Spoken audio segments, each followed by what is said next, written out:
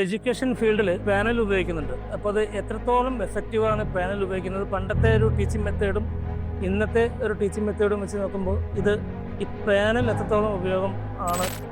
നമുക്ക് എങ്ങനെ ചൈനയിൽ അല്ലെങ്കിൽ യൂറോപ്പിലോ യു എസിലോ പഠിച്ചുകൊണ്ടിരിക്കുന്ന കുട്ടികളുമായിട്ട് നമ്മളുടെ മക്കളെ കോമ്പീറ്റ് ചെയ്യാൻ, അതല്ലെങ്കിൽ ആ ഒരു സ്റ്റാറ്റസിലേക്ക്, ആ ഒരു സ്റ്റേജിലേക്ക് നമ്മളെ മക്കളെ എങ്ങനെയാണ് ഈ ഒരു ചിന്തയിൽ നിന്നാൽ ഇത് പ്രോഫിറ്റബിൾ ആവുമോ, ലോസ് ആവുമോ, അതല്ലെങ്കിൽ നമ്മളെ കുട്ടികൾ സ്ക്രീൻ അഡിക്ഷനിലേക്ക് പോകുമോ എന്നൊക്കെ തെറ്റിദ്ധരിച്ച് നിൽക്കുമ്പോൾ ലോകം വളർന്നുകൊണ്ടിരിക്കുന്ന ഈ സാഹചര്യത്തിൽ മറ്റുള്ള രാജ്യങ്ങളിലെ കുട്ടികളോട് അവരുടെ ഒരു എംപ്ലോയബിലിറ്റി സ്റ്റേജിലേക്ക് വരുമ്പോൾ എങ്ങനെ കോമ്പീറ്റ് ചെയ്യും? നമ്മളെ പഴയ ട്രഡീഷണൽ സിസ്റ്റത്തിലും സ്റ്റൈലിലും പഠിച്ചു വന്നാൽ പൊതുവേ നമ്മുടെ ടെക്നോളജി ഇന്റഗ്രേഷൻ എഡ്യൂക്കേഷൻ എന്നുള്ളൊരു ടോപ്പിക്ക് സംസാരിക്കുമ്പോൾ നമ്മുടെ ഒക്കെ ഒരു ധാരണ എന്താന്ന് പറഞ്ഞു കഴിഞ്ഞാൽ ടെക്നോളജി എന്ന് പറയുന്നത് ഒരു എക്സ്റ്റേണൽ സപ്പോർട്ടീവ് സിസ്റ്റം ആണെന്നാണ്. ഇതിപ്പോൾ ആർട്ടിഫിഷ്യൽ ആവുന്നുണ്ടോ, കൂടുതൽ ടെക്നോളജി നമ്മൾ അഡോപ്റ്റ് ചെയ്യുന്നുണ്ടോ? ആ അഡോപ്റ്റ് ചെയ്യുമ്പോൾ ഇതിൽ പലതും ചോർന്നു പോകുന്നുണ്ടോ എന്നുള്ള പേടി പഴയ ടീച്ചേഴ്സിന് ഉണ്ടാവുന്നുണ്ട്. നമ്മൾ കോവിഡിന് ശേഷം ഏറ്റവും കൂടുതൽ കൗൺസിലിങ്ങിന് വരുമ്പം പാരൻസിനാണെങ്കിലും സ്കൂളുകളിൽ ക്ലാസ്സിന് പോകുമ്പോൾ ടീച്ചേഴ്സിനാണെങ്കിലും ഏറ്റവും വലിയൊരു വിഷമം പറയുന്നത് കുട്ടികൾ ഭയങ്കരമായിട്ട് മൊബൈൽ അഡിക്ഷൻ വന്നിട്ടുണ്ട്. ഇത്രയും പ്രോഡക്റ്റുകളിലേക്ക് ഒരു ഇൻവെസ്റ്റ്മെൻറ്റ് നടത്തുമ്പോൾ പലരും അതിന്ന് മടിക്കുന്നുണ്ട് ഇൻവെസ്റ്റ്മെൻറ്റ് നടത്താൻ. അത് പല കോർപ്പറേറ്റ് ഓഫീസുകളിലും ഞാൻ കണ്ടിട്ടുണ്ട്. അതുപോലെ തന്നെ പല വലിയ വലിയ കോളേജുകളിലും സ്കൂളുകളിലും ടെക്നോളജിക്ക് വേണ്ടി ഇൻവെസ്റ്റ് ചെയ്യുന്നവരുണ്ട്, ഇല്ലെന്നല്ല, പക്ഷെ ചെയ്യാൻ മടിക്കുന്നുണ്ട് പലരും. നമസ്കാരം. ഇന്ന് നമ്മൾ ഡിസ്കസ് ചെയ്യുന്നത് മോഡേൺ ടെക്നോളജി എഡ്യൂക്കേഷൻ സെക്ടറിലും കോർപ്പറേറ്റ് സെക്ടറിലും എങ്ങനെ യൂസ് ചെയ്യാമെന്നുള്ളതാണ് നമ്മൾ ചർച്ച ചെയ്യുന്നത്. ഈ ചർച്ചയിൽ പങ്കെടുക്കുന്നത് ഞാൻ Abdul Hameed, educationist. Hi, I am Ramya Shankar, counselling psychologist ആണ്, ഒരു മൈൻഡ് വെൽനസ് കോച്ച് കൂടെയാണ്. മൈ നെയിം ഈസ് ഫവാസ്, ഞാനൊരു കോർപ്പറേറ്റ് കൺസൾട്ടന്റ് ആണ്. എൻ്റെ പേര് വിവേക്, ടെക്സ ടെക്നോളജിയുടെ MD ആണ്. ഇപ്പോൾ എഡ്യൂക്കേഷൻ ഫീൽഡിൽ മാഷത് പാനൽ ഉപയോഗിക്കുന്നുണ്ട്. അപ്പോൾ അത് എത്രത്തോളം എഫക്റ്റീവാണ് പാനൽ ഉപയോഗിക്കുന്നത്? പണ്ടത്തെ ഒരു ടീച്ചിങ് മെത്തേഡും ഇന്നത്തെ ഒരു ടീച്ചിങ് മെത്തേഡും വെച്ച് നോക്കുമ്പോൾ ഈ പാനൽ എത്രത്തോളം ഉപയോഗം ആണ് എന്നുള്ളതൊന്ന് പറയാൻ കഴിയുമോ? പൊതുവേ നമ്മുടെ ടെക്നോളജി ഇന്റഗ്രേഷൻ എഡ്യൂക്കേഷൻ എന്നുള്ളൊരു ടോപ്പിക്ക് സംസാരിക്കുമ്പോൾ നമ്മുടെ ഒക്കെ ഒരു ധാരണ എന്താന്ന് പറഞ്ഞു കഴിഞ്ഞാൽ ടെക്നോളജി എന്ന് പറയുന്നത് ഒരു എക്സ്റ്റേണൽ സപ്പോർട്ടീവ് സിസ്റ്റം ആണെന്നാണ്. യഥാർത്ഥത്തിൽ അങ്ങനെയല്ല. Technology is an integral part of education എന്നുള്ളതാണ്. അപ്പൊ ഇതില് നമ്മൾ മനസ്സിലാക്കേണ്ട ഒരു കാര്യം, ആദ്യമായിട്ട് നമുക്ക് ഈ ടെക്നോളജി ഇന്റഗ്രേഷനായിട്ട് ഒരു ഫ്രെയിം വർക്ക് സജസ്റ്റ് ചെയ്യുന്നത് 80s ലീ ഷൂൾമാൻ എന്ന് പറഞ്ഞ ഒരാളാണ്. അദ്ദേഹം പറഞ്ഞൊരു കാര്യം വളരെയധികം നമ്മൾ ശ്രദ്ധിക്കേണ്ടതുണ്ട്. അതെന്താന്ന് പറഞ്ഞാല്, ഒരു ടീച്ചർ ഒരു പുസ്തകം വായിക്കുമ്പം അതിന്റെ കോണ്ടന്റ് മാത്രമല്ല കോൺസെൻട്രേറ്റ് ചെയ്യുന്നത്, അതിന്റെ എങ്ങനെ അത് പഠിപ്പിക്കാം എന്നുള്ള കാര്യം കൂടി കോൺസെൻട്രേറ്റ് ചെയ്യുന്നത്. അപ്പൊ അങ്ങനെ കോൺസെൻട്രേറ്റ് ചെയ്യുമ്പോൾ എന്ത് ഉദാഹരണം ഞാൻ ഉപയോഗിക്കുമ്പോൾ ഇത് പഠിപ്പിക്കാം എന്നുള്ള കാര്യമൊക്കെയാണ് അയാളുടെ മനസ്സിലേക്ക് വരുന്നത്. അതുകൊണ്ട് ഇതിനെ ഷൂൾമാൻ വിളിക്കുന്നത് എന്താന്ന് പറഞ്ഞു കഴിഞ്ഞാൽ പെഡഗോജിക്കൽ കോണ്ടന്റ് നോളജ് ആണ്, PCK എന്ന് പറയും. എന്നാൽ പിന്നീട് നമ്മൾ നമ്മുടെ ഒരു കോൺസെപ്റ്റ് മൊത്തം മാറിയിട്ടുണ്ട്. നമ്മൾ ഇപ്പൊ പറയുന്നത് എന്താന്ന് പറഞ്ഞാൽ, ചേച്ചി ഈ ഒരു ഐഡിയ പ്രപ്പോസ് ചെയ്തിരിക്കുന്നത് മാത്യു കോളറിനും അതുപോലെ തന്നെ പുന്യാ മിശ്ര എന്ന് പറഞ്ഞ 2 പേര് പെൻസിൽവാനിയ യൂണിവേഴ്സിറ്റി. അവർ പറഞ്ഞൊരു കാര്യം, ഒരു മോഡേൺ കോണ്ടെക്സ്റ്റിൽ നമ്മൾ ഒരു കാര്യം പഠിപ്പിക്കണം എന്നൊരു ടീച്ചർ ആഗ്രഹിക്കുമ്പോൾ അദ്ദേഹം 3 കാര്യങ്ങളിൽ കോൺസെൻട്രേറ്റ് ചെയ്യാം. ഒന്ന്, എന്താണ് ആ കോണ്ടന്റ്; രണ്ടാമത്തേത് എങ്ങനെ പഠിപ്പിക്കണം; മൂന്നാമത്തേത് എന്ത് ടെക്നോളജി ഉപയോഗിച്ച് പഠിപ്പിക്കാം. ഇതാണ് നമ്മൾ ഇന്ന് ഉപയോഗിക്കുന്ന TPAC എന്ന് പറഞ്ഞ ഫ്രെയിം വർക്ക്. അതിനർത്ഥം ടെക്നോളജി ഒഴിവാക്കിക്കൊണ്ട് ഒരു പഠനം ഇല്ല എന്നുള്ളതാണ്. ടെക്നോളജി അത്രയും ഇമ്പോർട്ടന്റ് ആണ്. ഈ മാഷ് പറഞ്ഞില്ലേ ടെക്നോളജി യൂസ് ചെയ്തിട്ടാണ് ഇത് എന്ത് ടെക്നോളജിയാണ് പണ്ട് യൂസ് ചെയ്തിരുന്നത്, അത് ഇപ്പോൾ? അതെ, അത് പറഞ്ഞുതരാം. അതായത് ട്രഡീഷണൽ മെത്തേഡ്സ് എന്ന് പറയുന്നത് ഒരുപാട് ജനറേഷൻ അത് ഉണ്ടാക്കിയിട്ടുണ്ട്, അതൊരു സത്യമാണ്. പക്ഷെ നമ്മൾ മനസ്സിലാക്കേണ്ട ഒരു കാര്യം എന്താന്ന് പറഞ്ഞാൽ, നമ്മളിപ്പോ പാനലിന്റെ കാര്യം പറഞ്ഞല്ലോ, ഒരു പാനലിന്റെ മുകളിൽ ഒരു 3D ഇഫക്റ്റില് നമ്മളൊരു മനുഷ്യ ഹൃദയം മിടിക്കുന്ന ഒരു വീഡിയോ കാണിച്ചുകൊണ്ട് പഠിപ്പിക്കുന്ന ഒരു ബയോളജി ക്ലാസ് എന്ന് പറഞ്ഞാൽ, നമ്മളൊരു ട്രഡീഷണൽ ആയിട്ടുള്ള ഒരു ഫിഗർ കാണിച്ചു കൊടുക്കുന്ന ക്ലാസ്സിനെക്കാളും എത്രയോ ബെറ്റർ ആണെന്ന് നമുക്കിപ്പം മനസ്സിലാക്കാൻ പറ്റും. ഇതാണ് യഥാർത്ഥത്തിൽ ഈ പാനൽ ചെയ്യുന്നത്. ഒരു ഇന്ററാക്റ്റീവ് പാനൽ എന്ന് പറയുന്നത് അത് ഒരു പ്രൊജക്ടറാണ്, അതുപോലെ തന്നെ അതൊരു വൈറ്റ് ബോർഡാണ്, അതുപോലെ തന്നെ അതൊരു ടാബ്ലറ്റും ആണ്. ഇത്രയും സൗകര്യമാണ് ഒരു പാനൽ നമുക്ക് ക്ലാസ് റൂമിലേക്ക് തരുന്നത്. അതുകൊണ്ട് പാനൽ മാത്രം മതി ഒരു ക്ലാസ് റൂമിന് ഒരു മെസ്റ്ററൈസിങ് ഇഫക്റ്റ് ഉണ്ടാക്കി മാറ്റാനായി. അതാണ് അതിന്റെ ഒരു അഡ്വാൻറ്റേജ് എന്ന് പറയുന്നത്. ഇത് ഇപ്പോൾ മാഷത് പറഞ്ഞു, ഞാൻ ഇത് പല സ്ഥലത്തും സംസാരിക്കുമ്പോൾ നമുക്ക് ടീച്ചേഴ്സോ അല്ലെങ്കിൽ ഇതിന് പല പാരൻസും പറയാറുണ്ട്, കുട്ടികളെ ഇത് എങ്ങനെ ബാധിക്കും, അതിന് ഈ ടെക്നോളജി എന്ന് കുത്തി നിറച്ച് കുട്ടികളെ പഠിപ്പിക്കുമ്പോൾ ടീച്ചേഴ്സിൻ്റെ ഇൻവോൾവ്മെൻറ്റ് എത്ര ഉണ്ടാവും, ഇത് കുട്ടികളെ എങ്ങനെ ഒരു കുട്ടികളുടെ മൈൻഡ് വെൽനെസ്സിനെ എങ്ങനെ ഇത് ബാധിക്കും എന്നുള്ളൊരു കൺസേൺ ഉണ്ടാവാറുണ്ട്. അത് മാഡത്തിന് അത് എന്താണ് അതിൽ പറയാനുണ്ടോ? ഇതെങ്ങനെ ഇത് ടെക്നോളജി ഉപയോഗിച്ചിട്ട് ഇതെങ്ങനെ ഇത്രയും ടെക്നോളജി എന്ന് പറയുമ്പോൾ ഇതെങ്ങനെ ബാധിക്കും എന്നുള്ളൊരു ഒരു കൺസേൺ ഉണ്ട് പൊതുവെ. ആൾക്കാർ ടെക്നോളജിയെ ഭയപ്പെടുന്ന ഒരു സംഭവം കൂടെ ഉണ്ട്. എന്താ മാഡത്തിന്റെ അഭിപ്രായം? ഇപ്പൊ നമ്മള് കോവിഡിന് ശേഷം ഏറ്റവും കൂടുതൽ കൗൺസിലിങ്ങിന് വരുമ്പം പാരന്റ്സിനാണെങ്കിലും സ്കൂളുകളിൽ ക്ലാസ്സിന് പോകുമ്പോൾ ടീച്ചേഴ്സിനാണെങ്കിലും ഏറ്റവും വലിയൊരു വിഷമം പറയുന്നത് കുട്ടികൾ ഭയങ്കരമായിട്ട് മൊബൈൽ അഡിക്ഷൻ വന്നിട്ടുണ്ട്. കാരണം ആ കോവിഡ് സമയത്ത് മൊബൈലിലൂടെ ക്ലാസ് അറ്റൻഡ് ചെയ്യുന്ന സമയത്ത് കുട്ടികൾക്ക് കൂടുതൽ ഫോൺ വാങ്ങിക്കൊടുക്കുന്നു, ടാബ് വാങ്ങിക്കൊടുക്കുന്നു. അപ്പൊ കുട്ടികൾ കൂടുതലായിട്ട് മൊബൈലും ടാബും ലാപ്ടോപ്പും ഒക്കെ യൂസ് ചെയ്തതിന്റെ ഭാഗമായിട്ട് അവർക്ക് ഈ അഡിക്ഷൻ കൂടുതലാണ്. സോ ഓൾറെഡി ടെക്നോളജിയിൽ ഇത്രയും അധികം നിൽക്കുന്നത് കൊണ്ട് സ്കൂളിലേക്ക് വരുന്ന സമയത്ത് ഈ ടെക്നോളജി വീണ്ടും അവർ അതിലേക്ക് പോകുമ്പോൾ ഉള്ള ഒരു കൺസേൺ ആണല്ലോ സാർ ഇപ്പൊ പറഞ്ഞത്. അപ്പൊ അവിടെ വരുന്നത് ഇപ്പൊ ഒരു ക്ലാസ്സിൽ ഇരുന്നിട്ട് നമ്മൾ പണ്ടത്തെ കാലത്ത് ഇപ്പൊ ഒരു ബ്ലാക്ക് ബോർഡിൽ ഒരു ചിത്രം വരച്ച് കാണിക്കുന്നതിനേക്കാൾ ഇപ്പൊ നമ്മുടെ കുട്ടികൾ എന്ന് പറഞ്ഞാൽ ഒന്ന് അവരുടെ അറ്റൻഷൻ സ്പാൻ വളരെ കുറവാണ്. പണ്ടത്തെ അത്രയും അറ്റൻഷൻ സ്പാൻ ഇല്ല അവർക്ക്. അപ്പം നമ്മളിപ്പോ ജെൻ സെഡ് ആൽഫ ഒക്കെ കാലഘട്ടത്തിലാണ് നിൽക്കുന്നത്. അപ്പൊ ഈ പിള്ളേരുടെ അറ്റൻഷൻ ആ വളരെ കുറഞ്ഞ സമയത്ത് നമുക്ക് അവർക്ക് ഏറ്റവും കൂടുതൽ കാര്യങ്ങൾ പഠിപ്പിച്ചു കൊടുക്കാൻ ഈ ഒരു ഇന്ററാക്റ്റീവ് ഡിസ്പ്ലേയുടെ ഒരു അതിന്റെ ഒരു പങ്കെന്ന് പറയുന്നത് വളരെ കൂടുതലാണ്. ഇപ്പൊ നമ്മളൊരു ചിത്രം ഒരു ടീച്ചർ ഒരു കാര്യം പറഞ്ഞ് മനസ്സിലാക്കി കൊടുക്കുമ്പം കേട്ട് മനസ്സിലാവുന്ന കുട്ടികൾക്ക് ഇപ്പൊ എല്ലാവരും ഒരേ രീതിയിലായിരിക്കില്ല കാര്യങ്ങൾ മനസ്സിലാക്കുന്നത്. ചില ആളുകൾക്ക് കേൾവിയിലൂടെ കാര്യങ്ങൾ മനസ്സിലാവുന്ന സമയത്ത് മറ്റു ചിലർക്ക് അത് കാണണം, മറ്റു ചിലർക്ക് അത് ടച്ച് ചെയ്തിട്ട് അനുഭവിക്കണം. നമ്മളൊരു ഡിസ്പ്ലേയില് ഇത് കാണിക്കുന്ന സമയത്ത് അവിടെ കളേഴ്സ് യൂസ് ചെയ്യുന്നുണ്ട്, നമ്മൾ അതിന്റെ മൂവ്മെന്റ് യൂസ് ചെയ്യുന്നുണ്ട്, അവിടെ അതിന്റെ കൂടുതൽ എക്സ്പ്ലനേഷൻ ടീച്ചർ അവർക്ക് കൊടുക്കുന്നുണ്ട്. അപ്പൊ ഇങ്ങനെ വരുന്ന സമയത്ത് ഇതൊരിക്കലും ടെക്നോളജി കൊണ്ടുള്ള ബുദ്ധിമുട്ടല്ല അവിടെ നമ്മൾ യൂസ് ചെയ്യുന്നത്. അവിടെ ടെക്നോളജി എത്രമാത്രം യൂസ് ചെയ്തിട്ട് കുട്ടികളിലേക്ക് ആ കാര്യങ്ങൾ എത്തിക്കാമെന്നുള്ളതാണ് നമ്മൾ കോൺസെൻട്രേറ്റ് ചെയ്യുന്നത്. അപ്പൊ ഇതിന് വളരെ ഒരുപാട് റിസർച്ച് ചെയ്തിട്ടാണല്ലോ ഇതിൽ ഓരോ കാര്യങ്ങളും ചെയ്യുന്നത്. അപ്പൊ അതൊരിക്കലും സ്കൂളുകളിൽ ഈ ഒരു കാര്യം കൊണ്ട് വരുന്ന ഉപകാരം സത്യം പറഞ്ഞാൽ ടീച്ചേഴ്സിന് തന്നെ എത്രമാത്രം ഉപകാരമാവും എന്നുള്ളത് നമ്മൾ പല ടീച്ചേഴ്സും സംസാരിക്കുമ്പോൾ പറയാറുണ്ട്. അവരൊരു കാര്യം പറഞ്ഞു മനസ്സിലാക്കാൻ ഇപ്പൊ സാറ് നേരത്തെ പറഞ്ഞ പോലെ ഒരു ഹാർട്ട് ഇടിക്കുന്നു എന്ന് ഒരു ചിത്രം വരച്ചിട്ട് ഒരു അധ്യാപികയ്ക്ക് കാണിക്കുന്നതിനേക്കാൾ ഒരുപാട് എളുപ്പമാണ് അത് ആ ഒരു വീഡിയോ കാണിക്കുമ്പോൾ ഉണ്ടാവുന്ന ഒരു ഇത്. ഈ പൊതുവെ ടെക്നോളജിനെ ഒരു പേടി ഞാൻ പറഞ്ഞതിൻ്റെ തൊട്ട് പ്രത്യേകിച്ചും കോവിഡിന് ശേഷം ആൾക്കാരിൽ ഒരു പേടി അത് ഉണ്ടാക്കിയിട്ടുണ്ട്. പക്ഷെ യഥാർത്ഥത്തിൽ ഈ ടെക്നോളജി ഒരിക്കലും ടീച്ചറെ റീപ്ലേസ് ചെയ്യുന്നില്ല എന്നുള്ളത് നമ്മൾ മനസ്സിലാക്കണം. അത് ടീച്ചിങ്ങിനെ എൻഹാൻസ് ചെയ്യാണ് യഥാർത്ഥത്തിൽ ചെയ്യുന്നത്. പിന്നെ അത് മാത്രമല്ല, ഈ ടെക്നോളജി ഒരിക്കലും നമ്മൾ ഈ വിചാരിച്ചതുപോലെ കുട്ടികളെ ഒരു കൺട്രോൾ ഇല്ലാതെ അനിയന്ത്രമായിട്ട് നമ്മൾ വിടുന്നത് കൊണ്ടാണ് ഒരുപക്ഷെ എന്ന് വെച്ചാൽ ഇത്തരം അഡിക്ഷനൊക്കെ ഉണ്ടാവുന്നത്. മറ്റു സ്ഥലങ്ങളിലൊക്കെ പലയിടത്തിലും നമ്മൾ കാണുന്നത് പാരന്റൽ കൺട്രോൾ പ്രോഗ്രാംസ് ഉപയോഗിക്കാറുണ്ട്. അപ്പൊ അത്തരം പ്രോഗ്രാംസ് എങ്ങനെ ഉപയോഗിക്കണം എന്നുള്ളത് നമ്മുടെ PTA മറ്റൊക്കെ പാരന്റ്സിന് മനസ്സിലാക്കി കൊടുക്കുക. പിന്നെ അതുപോലെ തന്നെ ടീച്ചേഴ്സ് അത്തരം പ്രോഗ്രാംസ് പിന്നെ ഇവരുടെ മൊബൈലിൽ ഇൻസ്റ്റാൾ ചെയ്ത് കൊടുക്കുക. ഇങ്ങനെയൊക്കെ നമുക്കതിനൊരു പരിധിവരെ നമ്മുടെ വിദ്യാഭ്യാസ പിന്നെ ആവശ്യങ്ങൾക്ക് ഉപയോഗിക്കുന്ന ഒരു ഡിവൈസ് ആയിട്ട് നമ്മുടെ മൊബൈലിനെ മാറ്റാൻ പറ്റും. ആ രീതിയിലാണ് നമ്മുടെ ചിന്ത പോകേണ്ടത്. കാരണം നമ്മൾ ഈ ഒരു കാലഘട്ടത്തിൽ നിന്ന് തിരിച്ച് നമ്മൾ മൊബൈലൊക്കെ ഉപേക്ഷിച്ചുകൊണ്ട് ഒരു പഴയ കാലഘട്ടത്തിലേക്ക് പോകാൻ നമുക്ക് പറ്റില്ല എന്നുള്ളത് ഒരു സത്യമാണ്. അതുകൊണ്ട് എങ്ങനെ നമുക്ക് ഈ ഉപകരണങ്ങളെ നമ്മുടെ കുട്ടികളുടെ നല്ല ഭാവിക്ക് വേണ്ടി ഹാർനസ് ചെയ്തെടുക്കാം എന്നുള്ളതാണ് നമ്മൾ മനസ്സിലാക്കേണ്ടത്. അതുകൊണ്ട് ഇത്തരം കാര്യങ്ങളിൽ പിന്നെ വലിയവർക്ക് അല്ലെങ്കിൽ മുതിർന്നവർക്ക് കാര്യമായ പങ്ക് വഹിക്കാൻ എഡ്യൂക്കേഷൻ സെക്ടറിൽ ഇത് ടെക്നോളജി ഇപ്പോൾ ഈ എങ്ങനെ എഫക്റ്റ് ചെയ്യുന്നത് പോലെ കോർപ്പറേറ്റ് സെക്ടറിലും ഇത് എങ്ങനെ യൂസ് ആവും എന്നുള്ളത് ഇപ്പോൾ നിങ്ങൾ പല കോർപ്പറേറ്റ് ഓഫീസുകളിലും ക്ലാസ് എടുക്കുന്നതാണ്, അവിടെ മീറ്റിംഗ് നടത്തുന്നതാണ്. അപ്പോൾ ഇത് എങ്ങനെ ഈ ടെക്നോളജി അവിടെ എങ്ങനെ ഇത് എഫക്റ്റ് ആവുന്നുണ്ട്, ഇത് എത്രത്തോളം യൂസ് ചെയ്യുന്നുണ്ട്, എത്രത്തോളം അണ്ടർ യൂസഡ് ആണ് ഈ ടെക്നോളജി, ഇതുപോലത്തെ ഡിവൈസുകളും ഇന്നത്തെ ടെക്നോളജി? കോർപ്പറേറ്റ് സെക്ടറിനെ സംബന്ധിച്ചിടത്തോളം നമ്മൾ പറയുകയാണെങ്കിൽ നല്ല ഓണ്ടർപ്രണേഴ്സ് എപ്പോഴും ടെക്നോളജിക്ക് വേണ്ടി ഇൻവെസ്റ്റ് ചെയ്യും.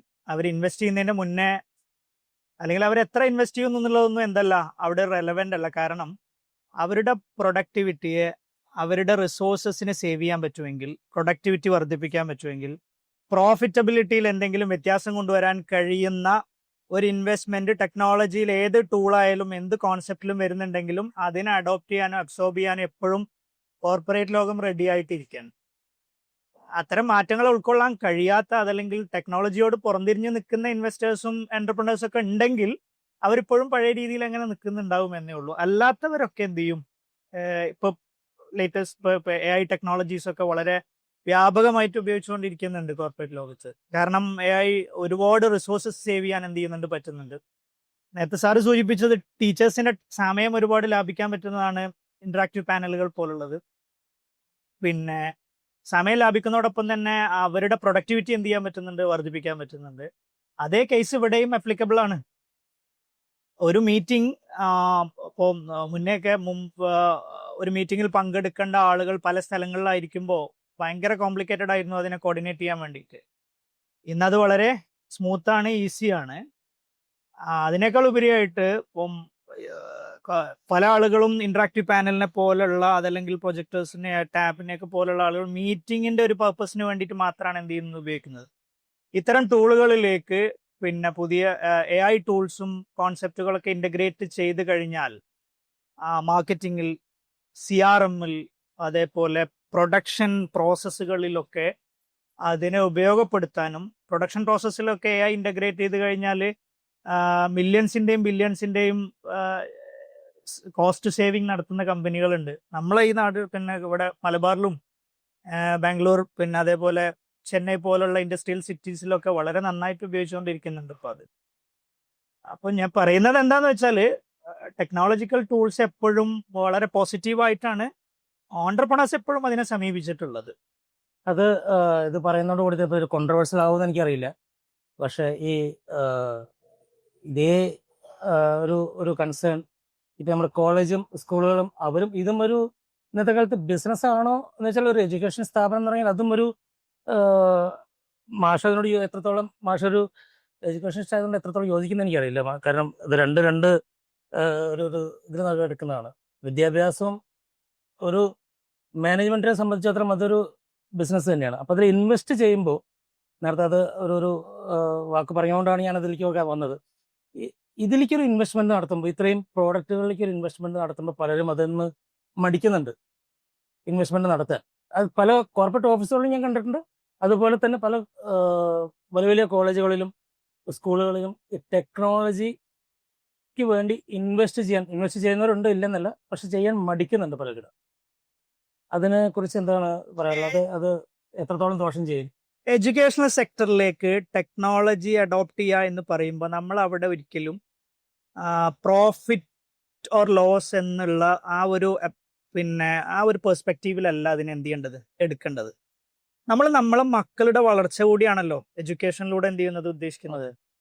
അവിടെ ഇപ്പോൾ നമുക്ക് എങ്ങനെ ചൈനയിൽ പിന്നെ അല്ലെങ്കിൽ യൂറോപ്പിലോ US പഠിച്ചുകൊണ്ടിരിക്കുന്ന കുട്ടികളുമായിട്ട് നമ്മളുടെ മക്കളെ കോമ്പീറ്റ് ചെയ്യാൻ, അതല്ലെങ്കിൽ ആ ഒരു സ്റ്റാറ്റസിലേക്ക്, ആ ഒരു സ്റ്റേജിലേക്ക് നമ്മളെ മക്കളെ എങ്ങനെയാണ് ഈ ഒരു ചിന്തയിൽ നിന്നാൽ ഇത് പ്രോഫിറ്റബിൾ ആവോ, ലോസ് ആവോ, അതല്ലെങ്കിൽ നമ്മളെ കുട്ടികൾ പിന്നെ സ്ക്രീൻ അഡിക്ഷനിലേക്ക് പോകുമോ എന്നൊക്കെ തെറ്റിദ്ധരിച്ച് നിൽക്കുമ്പോൾ ലോകം വളർന്നുകൊണ്ടിരിക്കുന്ന ഈ സാഹചര്യത്തിൽ മറ്റുള്ള രാജ്യങ്ങളിലെ കുട്ടികളോട് അവരുടെ ഒരു എംപ്ലോയബിലിറ്റി സ്റ്റേജിലേക്ക് വരുമ്പോൾ എങ്ങനെ കോമ്പീറ്റ് ചെയ്യും?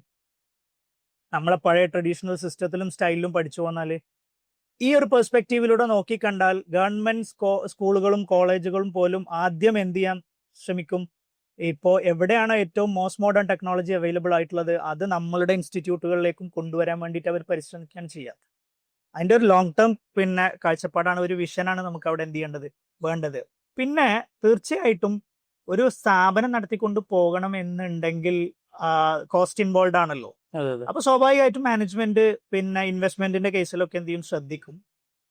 അവര് ഇത്തരം കൺസേൺ ഒക്കെ എന്ത് ചെയ്യും, ഉണ്ടാകും. ഇത്തരം കൺസേണുകളൊക്കെ ഉണ്ടാകുമ്പോഴും ഒരു പ്രൈം ഒബ്ജക്റ്റീവായിട്ട് കാണേണ്ടത് നമ്മളെ കുട്ടികളുടെ സ്റ്റാൻഡേർഡ് തന്നെയാണ് നമ്മളവിടെ കാണേണ്ടത്. അപ്പോൾ അത് രക്ഷിതാക്കളും അനുസരിച്ച് ഗവൺമെന്റും രക്ഷിതാക്കളും ഒരേപോലെ അത്തരം ചില പാരാമീറ്റേഴ്സ് സെറ്റ് ചെയ്തുകൊണ്ട് നമ്മളെ മക്കളെ അങ്ങനത്തെ സ്ഥാപനങ്ങളിലേക്ക് പഠിപ്പിക്കുമ്പോൾ പ്രൈവറ്റ് സ്ഥാപനങ്ങളാണെങ്കിലും ഗവൺമെന്റ് സ്ഥാപനങ്ങളാണെങ്കിലും ഒക്കെ നേരത്തെ സൂചിപ്പിച്ച പോലെ ഏത് ടെക്നോളജിയാണോ നമ്മളെ മക്കൾക്ക് കൂടുതൽ വിദ്യാഭ്യാസവും കൂടുതൽ ഉയർച്ചയും നൽകാൻ സഹായിക്കുന്നത് അതിനെ അഡോപ്റ്റ് ചെയ്യാൻ എന്താവും, റെഡിയാവും, മത്സരിക്കും. ഏറ്റവും ആദ്യം ഇത്തരം ടെക്നോളജീസ് വരേണ്ടത് എൻ്റെ നാട്ടിലെ എൻ്റെ സ്കൂളിലാണ് എന്നവർ ആഗ്രഹിക്കും. ഓക്കെ, സ്റ്റാൻഡേർഡൈസേഷൻ എന്ന് പറഞ്ഞു. സ്റ്റാൻഡേർഡൈസേഷൻ്റെ ഒരു ഭാഗമാണ് ഇപ്പോൾ NAAC അക്രഡിറ്റേഷൻ കോളേജുകളിലും പിന്നെ സ്കൂളുകളിലും ഒരു സർട്ടിഫിക്കേഷൻ ഇത് വരുന്നുണ്ട്, ക്വാളിറ്റി സർട്ടിഫിക്കേഷൻ.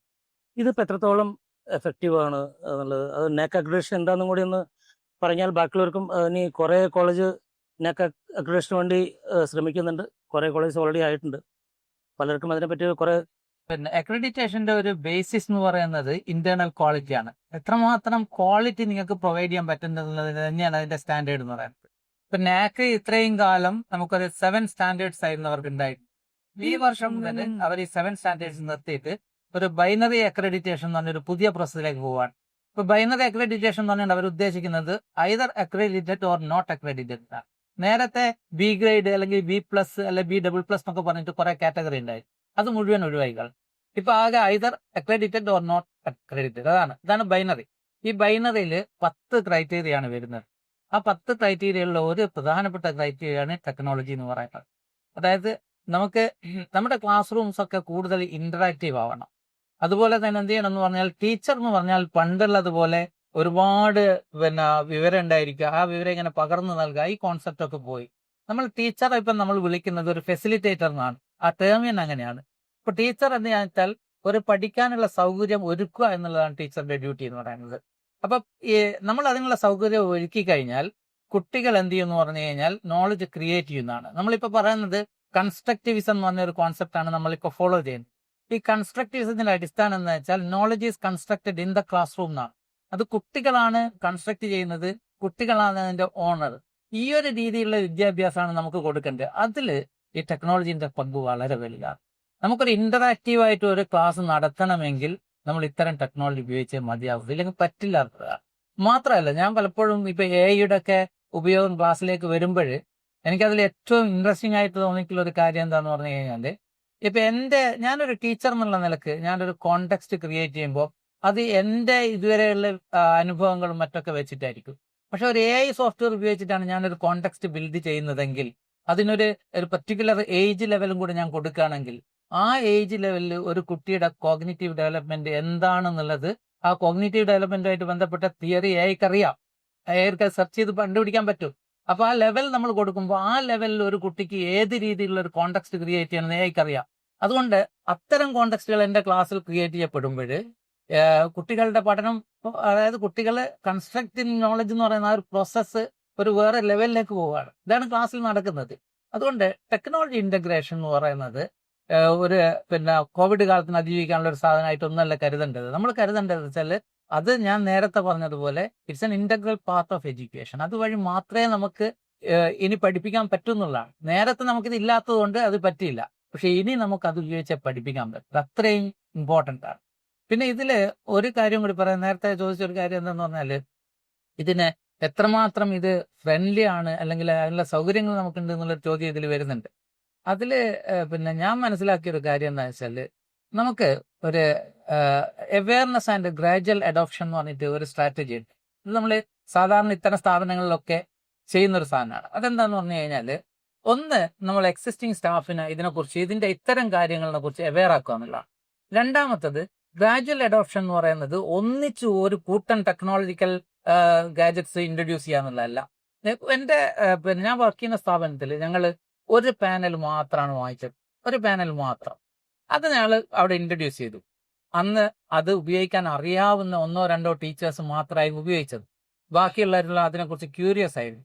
അപ്പൊ അവർക്ക് ഞങ്ങൾ ചെറിയ തോതിൽ ട്രെയിനിങ് കൊടുക്കാൻ തുടങ്ങി. എങ്ങനെ അതിലുള്ള വൈറ്റ് ബോർഡ് ഉപയോഗിക്കാം, പിന്നീട് എങ്ങനെ അതിലേക്ക് ഒരു സ്ക്രീൻ നമുക്ക് മിറർ ചെയ്യാം, ഇങ്ങനെയുള്ള ഓരോ ഘട്ടങ്ങളായിട്ട് നമുക്ക് ട്രെയിനിങ് കൊടുത്തു തുടങ്ങിയപ്പോൾ ഇപ്പം ആ സ്ക്രീൻ ഇൻസ്റ്റാൾ ചെയ്തിരിക്കുന്ന ഹോള് കിട്ടണം എന്ന് പറഞ്ഞിട്ട് അവിടെ പരസ്പരം എന്താ വെച്ചാൽ അടിപിടി കൂടുകയാണ്. അതായത് ഇത് എനിക്ക് തരണം ഫസ്റ്റ് അവർ, എനിക്ക് ഇന്ന കാര്യം ചെയ്യാനുണ്ട്. ഇതാണ് നടക്കുന്നത്. ഇതാണ് ഗ്രാജുവൽ അഡോപ്ഷൻ എന്ന് പറയുന്നത്. ഇപ്പൊ നമ്മൾ രണ്ടാമത്തെ ഒരു പാനലിന് വേണ്ടി ആലോചിച്ചുകൊണ്ടിരിക്കുകയാണ്. ഈ രീതിയിലാണ് നമ്മൾ ഇവരുടെ ഭയവും അതുപോലെ ഇവർക്ക് ഇതിലേക്ക് മാറാനുള്ള പ്രയാസങ്ങളൊക്കെ മാറ്റിയെടുക്കേണ്ടത്. അങ്ങനെയുള്ള ഒരു അപ്രോച്ച് എല്ലാ സ്ഥാപനങ്ങളും സ്വീകരിക്കണം എന്നുള്ളതാണ്. ഇപ്പം നേരത്തെ മാഡം പറഞ്ഞു ഇങ്ങനെ കുട്ടികളുടെ ഒരു കൺസേണിനെ പറ്റിയാണ് നമ്മൾ ചോദിച്ചത്, കുട്ടികൾ ഇത് എങ്ങനെ എഫക്ട് ചെയ്യും എന്നുള്ളത്.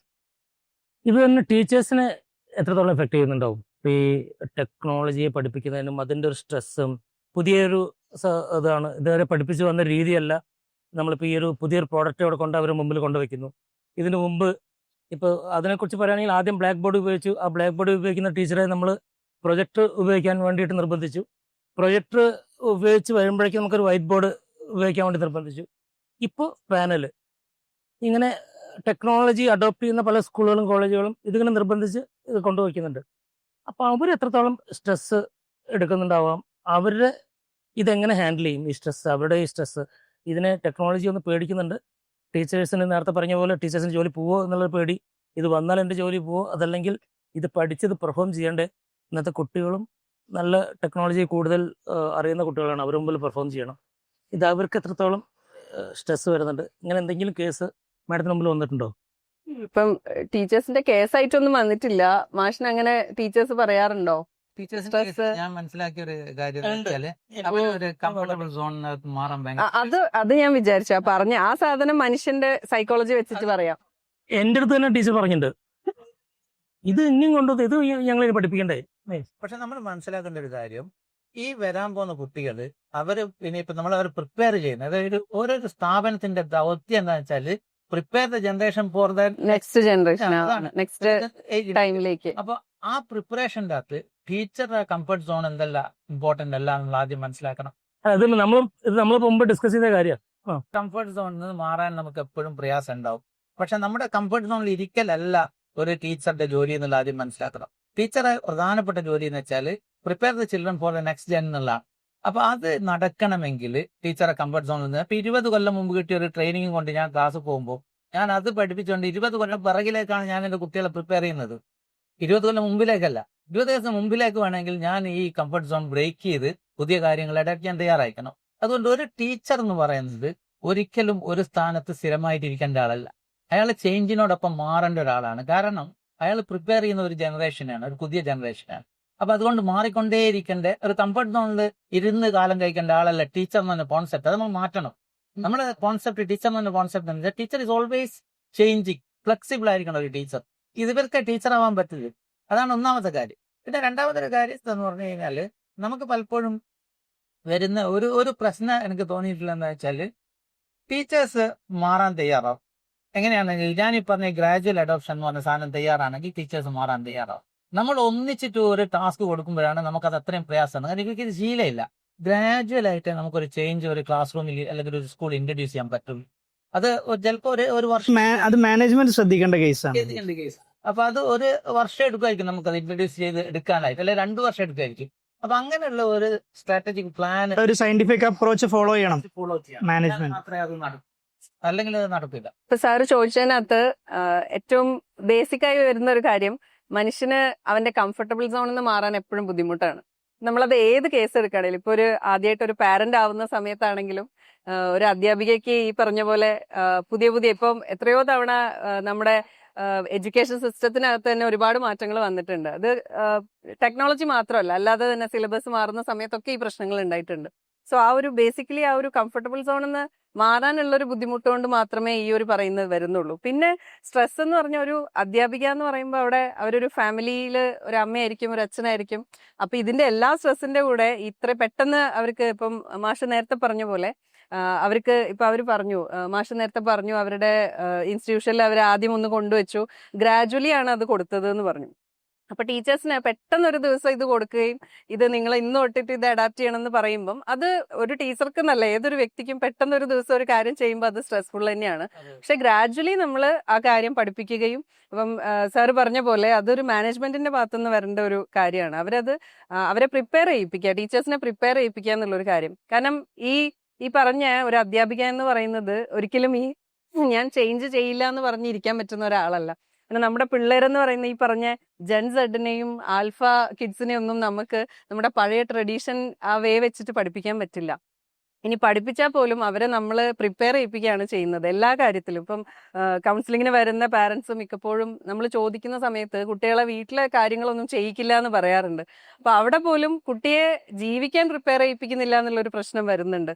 അപ്പം നമ്മൾ ആസ് എ പാരന്റ്സ് ആണെങ്കിലും ടീച്ചേഴ്സ് ആണെങ്കിലും കുട്ടികളെ ഭാവിയിലേക്ക് പ്രിപ്പയർ ചെയ്യേണ്ട ആളുകളാണ് നമ്മൾ. ഇപ്പോൾ ഒരു ടീച്ചർക്ക് ഒരിക്കലും എൻ്റെ കംഫർട്ടബിൾ സോണിൽ നിന്നുകൊണ്ട് ഞാൻ പഠിപ്പിക്കുള്ളൂ എന്ന് നമുക്ക് പറയാൻ പറ്റില്ല. അപ്പം അതിൻ്റെ പുറത്തോട്ട് വന്ന് കുട്ടിയെ ഈ വരുന്ന കാലഘട്ടത്തിലേക്ക്, വരുന്ന ഒരു ജനറേഷനിലേക്ക് കുട്ടിയെ പ്രിപ്പയർ ചെയ്യിപ്പിക്കണമെങ്കിൽ ഈ ഒരു രീതി അഡോപ്റ്റ് ചെയ്തേ പറ്റുള്ളൂ. അപ്പോൾ അവിടെ ടീച്ചർ എപ്പോഴും നമ്മൾ ഏതൊരു പ്രൊഫഷൻ എടുത്തു കഴിഞ്ഞാലും നമ്മൾ ഇപ്പം പഠിച്ചിറങ്ങിയത് ഇപ്പോൾ ഒരു 10-20 വർഷം മുന്നേ ആയിരിക്കും. ഇപ്പൊ ഞാനൊരു 15 വർഷം മുന്നേ പഠിച്ച സൈക്കോളജി അല്ല ഇപ്പോഴത്തെ കുട്ടികൾക്ക്.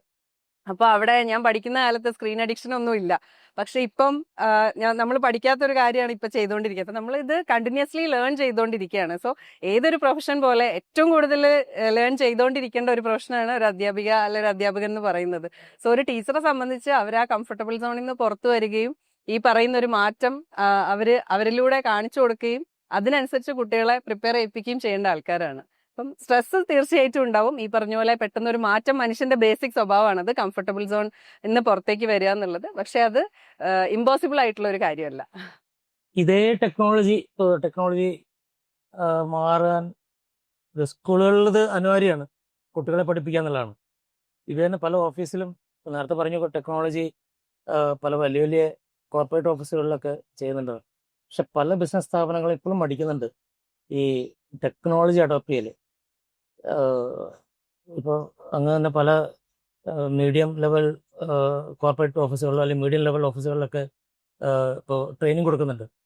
അവിടെയൊക്കെ എങ്ങനെയാണത് അഡോപ്റ്റ് ചെയ്യാൻ മടിക്കുന്നുണ്ടോ അതോ ഉപയോഗിക്കുന്നുണ്ടോ? മടി സ്കൂൾ എഡ്യൂക്കേഷൻ സെക്ടറിലുള്ള പറഞ്ഞ പോലെ തന്നെ ഈ കംഫർട്ട് സോണിന്റെ കേസ് ഇവിടെയും പൊതുവെ മനുഷ്യന്മാർക്കുള്ളതാണല്ലോ ഈ റെസിസ്റ്റൻസ് ടു ചേഞ്ച് എന്ന് പറയുന്ന ഒരു കോൺസെപ്റ്റ്. നമ്മളിങ്ങനെ പോയിക്കൊണ്ടിരിക്കുന്ന ഒരു ഇതിൽ നിന്നൊന്ന് മാറുക എന്ന് പറഞ്ഞാൽ ഭയങ്കര ബുദ്ധിമുട്ടുള്ളതാണ്. അങ്ങനെ ആ ഒരു ആറ്റിറ്റ്യൂഡുള്ള ആളുകൾ അതൊരു കാരണമാണ്, ആ ആറ്റിറ്റ്യൂഡ് ഒരു കാരണമാണ് ടെക്നോളജി അഡോപ്റ്റ് ചെയ്യുന്നത്. രണ്ടാമത്തെ ഒരു കാരണം വലിയൊരു തെറ്റിദ്ധാരണയാണ്, ഭയങ്കര കോസ്റ്റ് ഇൻവോൾവ് ആണ്, ഹെവിലി ഇൻവെസ്റ്റ്മെന്റ് ഇൻവോൾവ് ആണ് എന്ന് തെറ്റിദ്ധരിച്ചുകൊണ്ട് പല ആൾക്കാരും എന്ത് ചെയ്യുന്നുണ്ട്, ആക്സെപ്റ്റ് ചെയ്യാതിരിക്കുക, അതിലേക്ക് മുഖം കൊടുക്കാതിരിക്കുന്നവരുണ്ട്. പക്ഷെ അതൊക്കെ തെറ്റിദ്ധാരണകളാണ്. വളരെ ചെറിയ ചെലവിലാണ് ഇപ്പൊ എന്ത് ചെയ്യുന്നത്, ടെക്നോളജിയൊക്കെ പല ടൂൾസും എന്ത് ചെയ്തുകൊണ്ടിരിക്കുന്നത്, പല കാര്യങ്ങളിലും ഇന്റഗ്രേറ്റ് ചെയ്തുകൊണ്ടിരിക്കുന്നത്. മറ്റു പലതാണെന്നുണ്ടെങ്കിൽ കാരണം ടെക്നോളജിയുടെ ഒരു പ്രത്യേകത എന്ന് വെച്ചാൽ അതിന്റെ തുടക്കത്തിൽ ചിലപ്പോൾ കോസ്റ്റ് കൂടുതലായിരിക്കും. എന്നാൽ പതിയെ പതിയെ ഗ്രാജുവലി കുറച്ചങ്ങോട്ട് മൂവ് ചെയ്ത് കഴിയുമ്പോഴേക്കിന് കോസ്റ്റ് വലിയ രീതിയിൽ എന്ത് ചെയ്യും, വ്യത്യാസം വരും. ഫോർ എക്സാമ്പിൾ ഇപ്പോൾ ഒരു പുതിയ പ്രൊഡക്റ്റ് വന്നു, ഒരു 10 lakhs അതിന്റെ ഒരു മാനുഫാക്ചറിങ് കോസ്റ്റ്, അതല്ലെങ്കിൽ മാർക്കറ്റിൽ അവൈലബിൾ ഒരു 10 ലക്ഷം രൂപ ഇൻവെസ്റ്റ് ചെയ്യണം, ആ ഒരു ടെക്നോളജി ഇവിടെ കൊണ്ടുവരണം എന്നുണ്ടെങ്കിൽ, തുടക്കത്തിൽ അതാണ് കേസ് എന്നുണ്ടെങ്കിൽ ഒരു 2-3 വർഷം കഴിയുമ്പോഴേക്കും ഈ 10 എന്നുള്ളത് പോയി 1 lakhലേക്കും 50,000ലേക്കൊക്കെ എത്തുന്ന സാഹചര്യമുണ്ട്. ഒന്നുമില്ല, ഇപ്പോൾ 2 വർഷം മുമ്പ് ഒരു AI ആപ്പ് ഫോണിൽ നമുക്ക് അവൈലബിൾ ആക്കണം എന്നുണ്ടെങ്കിൽ ഒരുപാട് പ്രോസസ്സുകളും ഭയങ്കര കോംപ്ലിക്കേറ്റഡ് ആയിരുന്നു. ഇന്ന് എന്നാൽ വളരെ ഫ്രീ ആയിട്ട് എന്ത് ചെയ്യുന്നുണ്ട്, ഒരുപാട് AI ആപ്പുകൾ, ഒരുപാട് AI ടൂൾസ് ഫ്രീ ആയിട്ട് പ്ലേ സ്റ്റോറുകളിലും ഗൂഗിൾ സ്റ്റോറിലും ഇവിടെയൊക്കെ അവൈലബിൾ ആണ്. ഇതേ സിനാരിയോ എന്തുണ്ട് എല്ലാ ടെക്നോളജിക്കൽ മേഖലകളിലും ഉണ്ട്.